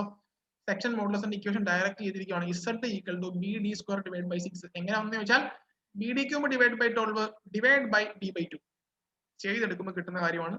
Section modulus for a rectangle section is എന്ന് പറഞ്ഞ് ഡയറക്റ്റ് ക്വസ്റ്റ്യൻ വരും. പറഞ്ഞു മനസ്സിലായോ? എന്താ കാര്യം എന്താണെന്ന് മനസ്സിലായോ? ഒന്ന് അനങ്ങടെ എന്തെങ്കിലുമൊക്കെ ഒന്ന് പറ. മനസ്സിലാവുന്നുണ്ടോ? അതോ വെറുതെ ഇരുന്ന് പറഞ്ഞോണ്ടിരിക്കുകയാണോ? Section modulus ratio between moment of inertia to y max. ആ ഇക്വേഷൻ സബ്സ്റ്റിറ്റ്യൂട്ട് ചെയ്ത് ഡയറക്റ്റ് ആൻസർ എടുത്ത് എഴുതി വെച്ച് നിങ്ങൾ ഇത് അങ്ങ് കാണാൻ പഠിച്ചാൽ മാത്രം മതി. ഓക്കെ ആണല്ലോ. ഇനി റെക്ടാംഗിൾ ഹോളോ സെക്ഷൻ. ഈ റെക്ടാംഗിൾ ഹോളോ സെക്ഷന്റെ ഐ കണ്ടുപിടിക്കുന്ന ഫോർമുല ഇതാണ്. മൊമെന്റ് ഓഫ് ഇനർഷ്യ കണ്ടുപിടിക്കുന്ന ഫോർമുല ഇതാണ്. അതിനകത്തോട്ട് y max എന്ന് പറയുന്നത് d/2 ഇട്ട് കൊടുത്തു. y max എപ്പോഴും മാക്സിമം വരുന്നത് അതിന്റെ ഔട്ടർ ഫൈബറിൽ ടച്ച് ചെയ്യുന്ന സമയത്താണ്. അപ്പൊ ഔട്ടർ ഫൈബറുകളുടെ ദൂരമാണ് d/2 എന്ന് പറഞ്ഞെടുത്തിരിക്കുന്നത്. Okay. Section modulus for a rectangular hollow section direct ചെയ്യുമ്പോൾ കിട്ടുന്ന ആൻസർ ആണ് ഈ കാണുന്നത്. കാണാതെ പഠിച്ചു വെച്ചേക്കുക. സെക്ഷൻ മോഡുലസ് ഇമ്പോർട്ടന്റ് ആണ്. അടുത്തത് സർക്കുലർ സെക്ഷൻ. ഒരു സർക്കുലർ സെക്ഷന്റെ മൊമെന്റ് ഓഫ് ഇനർഷ്യ π/64 d⁴ ആണ്. ഇവിടെ ഔട്ടർ ഫൈബറുകളുടെ ദൂരം റേഡിയസിന് തുല്യമായിരിക്കും. അതുകൊണ്ട് തന്നെ d/2 എടുത്തു. Z ചെയ്ത് പോകുമ്പോൾ z π/32 d³. ഡയറക്റ്റ് ക്വസ്റ്റ്യൻ വരാം. അതിപ്പം എയ്ക്കൊന്നും നിർബന്ധം പറയുന്നില്ല. ഓവർസിയർ എക്സാമിന് ചോദിക്കാം. ഹോളോ ആണെങ്കിലുള്ള ഇക്വേഷൻ ആണ് ഇത്. ഇനി അടുത്ത ടൈം ഫ്ലെക്സർ റിജിഡിറ്റി ഒരു ടൈം ഉണ്ട്. ഇതൂടെ ഉള്ള നമുക്കൊന്ന് പറയാം. ഫ്ലെക്സർ റിജിഡിറ്റി എന്ന് പറഞ്ഞാല് E into I നമ്മൾ നേരത്തെ ഓൾറെഡി പറഞ്ഞ കാര്യമാണ്. Young's modulus into moment of ഇനർഷ്യയുടെ പ്രൊഡക്റ്റ് ആണ് ഫ്ലെക്സർ റിജിഡിറ്റി എന്ന് പറയുന്നത്. അപ്പൊ ഫ്ലെക്സർ റിജിഡിറ്റി എന്ന് പറഞ്ഞാൽ E into I ആണെന്നുള്ള ഓർത്തിരിക്കുക. E into I എന്ന് പറഞ്ഞാൽ മൊമെന്റ് ഓഫ് ഇനർഷ്യ, I എന്ന് പറഞ്ഞാൽ E എന്ന് പറഞ്ഞാൽ യങ്സ് മോഡുലസും I എന്ന് പറഞ്ഞാൽ മൊമെന്റ് ഓഫ് ഇനർഷ്യ ആണ്. ഈ യൂണിറ്റ് ഒന്ന് നോക്കി വെച്ചേക്കാം. അങ്ങനെ യൂണിറ്റ് വരുന്നത് നോക്കിയേ. ഈയുടെ യൂണിറ്റ് എന്തുവാ? Newton per mm². ആണോ? യങ്സ് മോഡുലസിന്റെ യൂണിറ്റ് ന്യൂട്ടൺ പെർ mm² ആണോ? ആണോ? മൊമെന്റ് ഓഫ് ഇനർഷ്യയുടെയോ? mm⁴. അങ്ങോട്ട് മൾട്ടിപ്ലൈ ചെയ്ത് നോക്കിയേ. ഇവിടുത്തെ രണ്ടും വെട്ടിപ്പോവും. ബാക്കി ഇവിടെ 2 വരും. അപ്പം ന്യൂട്ടൺ mm² എന്ന് വരും കേട്ടോ. ഇതൊക്കെ ഓവർസിയർ എക്സാമിന് ഇതൊക്കെയാണ് ചോദിച്ച് ഈ ഒരു മേഖലയിൽ നിന്ന് കണ്ടിട്ടുള്ളത്. എയ്ക്കൊന്നും ഈ ന്യൂട്ടൺ mm² ചോദിക്കുന്ന പ്രതീക്ഷിച്ച് പോകരുത് കേട്ടോ. അതൊന്നും ചോദിക്കത്തില്ല. അത്ര എളുപ്പത്തിൽ വരാൻ ചാൻസ് കുറവാണ്. ഓക്കെ. ഇനി ഫ്ലെക്സർ ഫോർമുലയിൽ നിന്ന് നമുക്ക് ഇങ്ങനെ എടുക്കാം. R = 2 എന്ന് പറഞ്ഞെടുക്കാം. അവിടെ നിൽക്കട്ടെ. ഫ്ലെക്സർ സ്റ്റിഫ്നെസ് നേരത്തെ പറഞ്ഞതാണ്. ഫ്ലെക്സർ സ്റ്റിഫ്നെസ് എന്ന് പറഞ്ഞാൽ എന്തുവാ? EI/L ആണ്. അതായത് flexor rigidity per unit length, അതിനെയാണ് ഫ്ലെക്സർ സ്റ്റിഫ്നെസ് എന്ന് പറയുന്നത്. Flexor rigidity per unit length, അതിനെയാണ് ഫ്ലെക്സർ സ്റ്റിഫ്നെസ് എന്ന് പറയുന്നത്. അപ്പൊ ആ ഇക്വേഷൻ ഓർത്തിരിക്കുക. It is A flexor rigidity per unit length. ഇതൊക്കെ നമ്മൾ കഴിഞ്ഞ ഫസ്റ്റ് ടോർഷന്റെ ക്ലാസ്സിൽ ഇങ്ങനെ നിരത്തി എടുത്ത് എഴുതുന്ന സാധനങ്ങളാണ്. ഓക്കെ ആണല്ലോ. തുടങ്ങിക്കോ. ഒരു 5-6 ക്വസ്റ്റ്യൻ പറഞ്ഞാൽ നമുക്ക് നിർത്താം. What is the units of flexure rigidity? What are the units of flexure rigidity? Newton mm². സംശയമുള്ളവരാണെങ്കിൽ ഫ്ലെക്സർ റിജിഡിറ്റി അവിടെ സംശയം വന്നു കഴിഞ്ഞാൽ അവിടെ ചെയ്ത് നോക്കാം കേട്ടോ. അല്ലാതെ ചുമ്മാ 4 കറക്കി കുത്തല്ലേ. What are the units of ഇതിന്റെ ആൻസർ ആണ്. Dash is a measure of strength of beam. Section modulus. ഏതാ ആദ്യത്തെ ക്വസ്റ്റ്യൻ ഒന്ന് കാണിക്കാം. Second. What is the unit of flexure rigidity? E into I ക്ക് പറയുന്ന പേരാണ് ഫ്ലെക്സർ റിജിഡിറ്റി എന്ന് പറയുന്നത്. ഈയുടെ യൂണിറ്റ് എന്ന് പറയുന്നത് ന്യൂട്ടൺ പെർ mm² ആണ്. ഐയുടെ യൂണിറ്റ് mm⁴ ആണ്. അത് തമ്മിൽ അങ്ങോട്ട് കട്ട് ചെയ്ത് പോകുമ്പോഴത്തേക്ക് വരുന്നതാണ് ന്യൂട്ടൺ mm² എന്ന് പറയുന്നത്. വേറെ വല്ലതും വരാനുണ്ടോ? ഇല്ലല്ലോ. വേറെ ഒന്നുമില്ല. അത് മാത്രമേ ആൻസർ എടുത്തുള്ളൂ. Dash is a measure of strength of beam. ചോദിച്ച ക്വസ്റ്റ്യൻ ആണ്. ഇതുപോലെ ചോദിച്ച ക്വസ്റ്റ്യൻ ആണ്. Section modulus. ഡിനോട്ട് ചെയ്യുന്ന അക്ഷരം Z. Section modulus of A rectangular beam. BD²/6.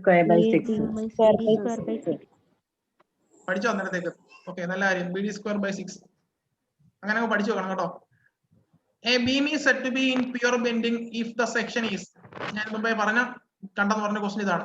Beam is said to be in pure bending. Pure bending ആണെങ്കിൽ ബീമിന്റെ അവസ്ഥ എന്തായിരിക്കും? Bending moment is constant and shear force is 0. Shear force 0 ആയിരിക്കും.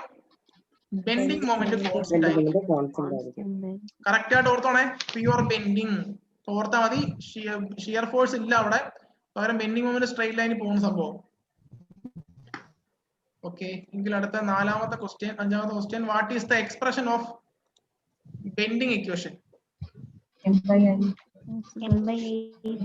by I. Option ABCD എന്ന് sigma പറഞ്ഞാൽ P by R. Option A. Option A. തിരിച്ചു പോവല്ലേ? Option A. Option A ആണ് correct answer. The bending stress is dash. Bending stress is ഇത് എവിടെ നിന്നാ വരുന്നത് അറിയോ?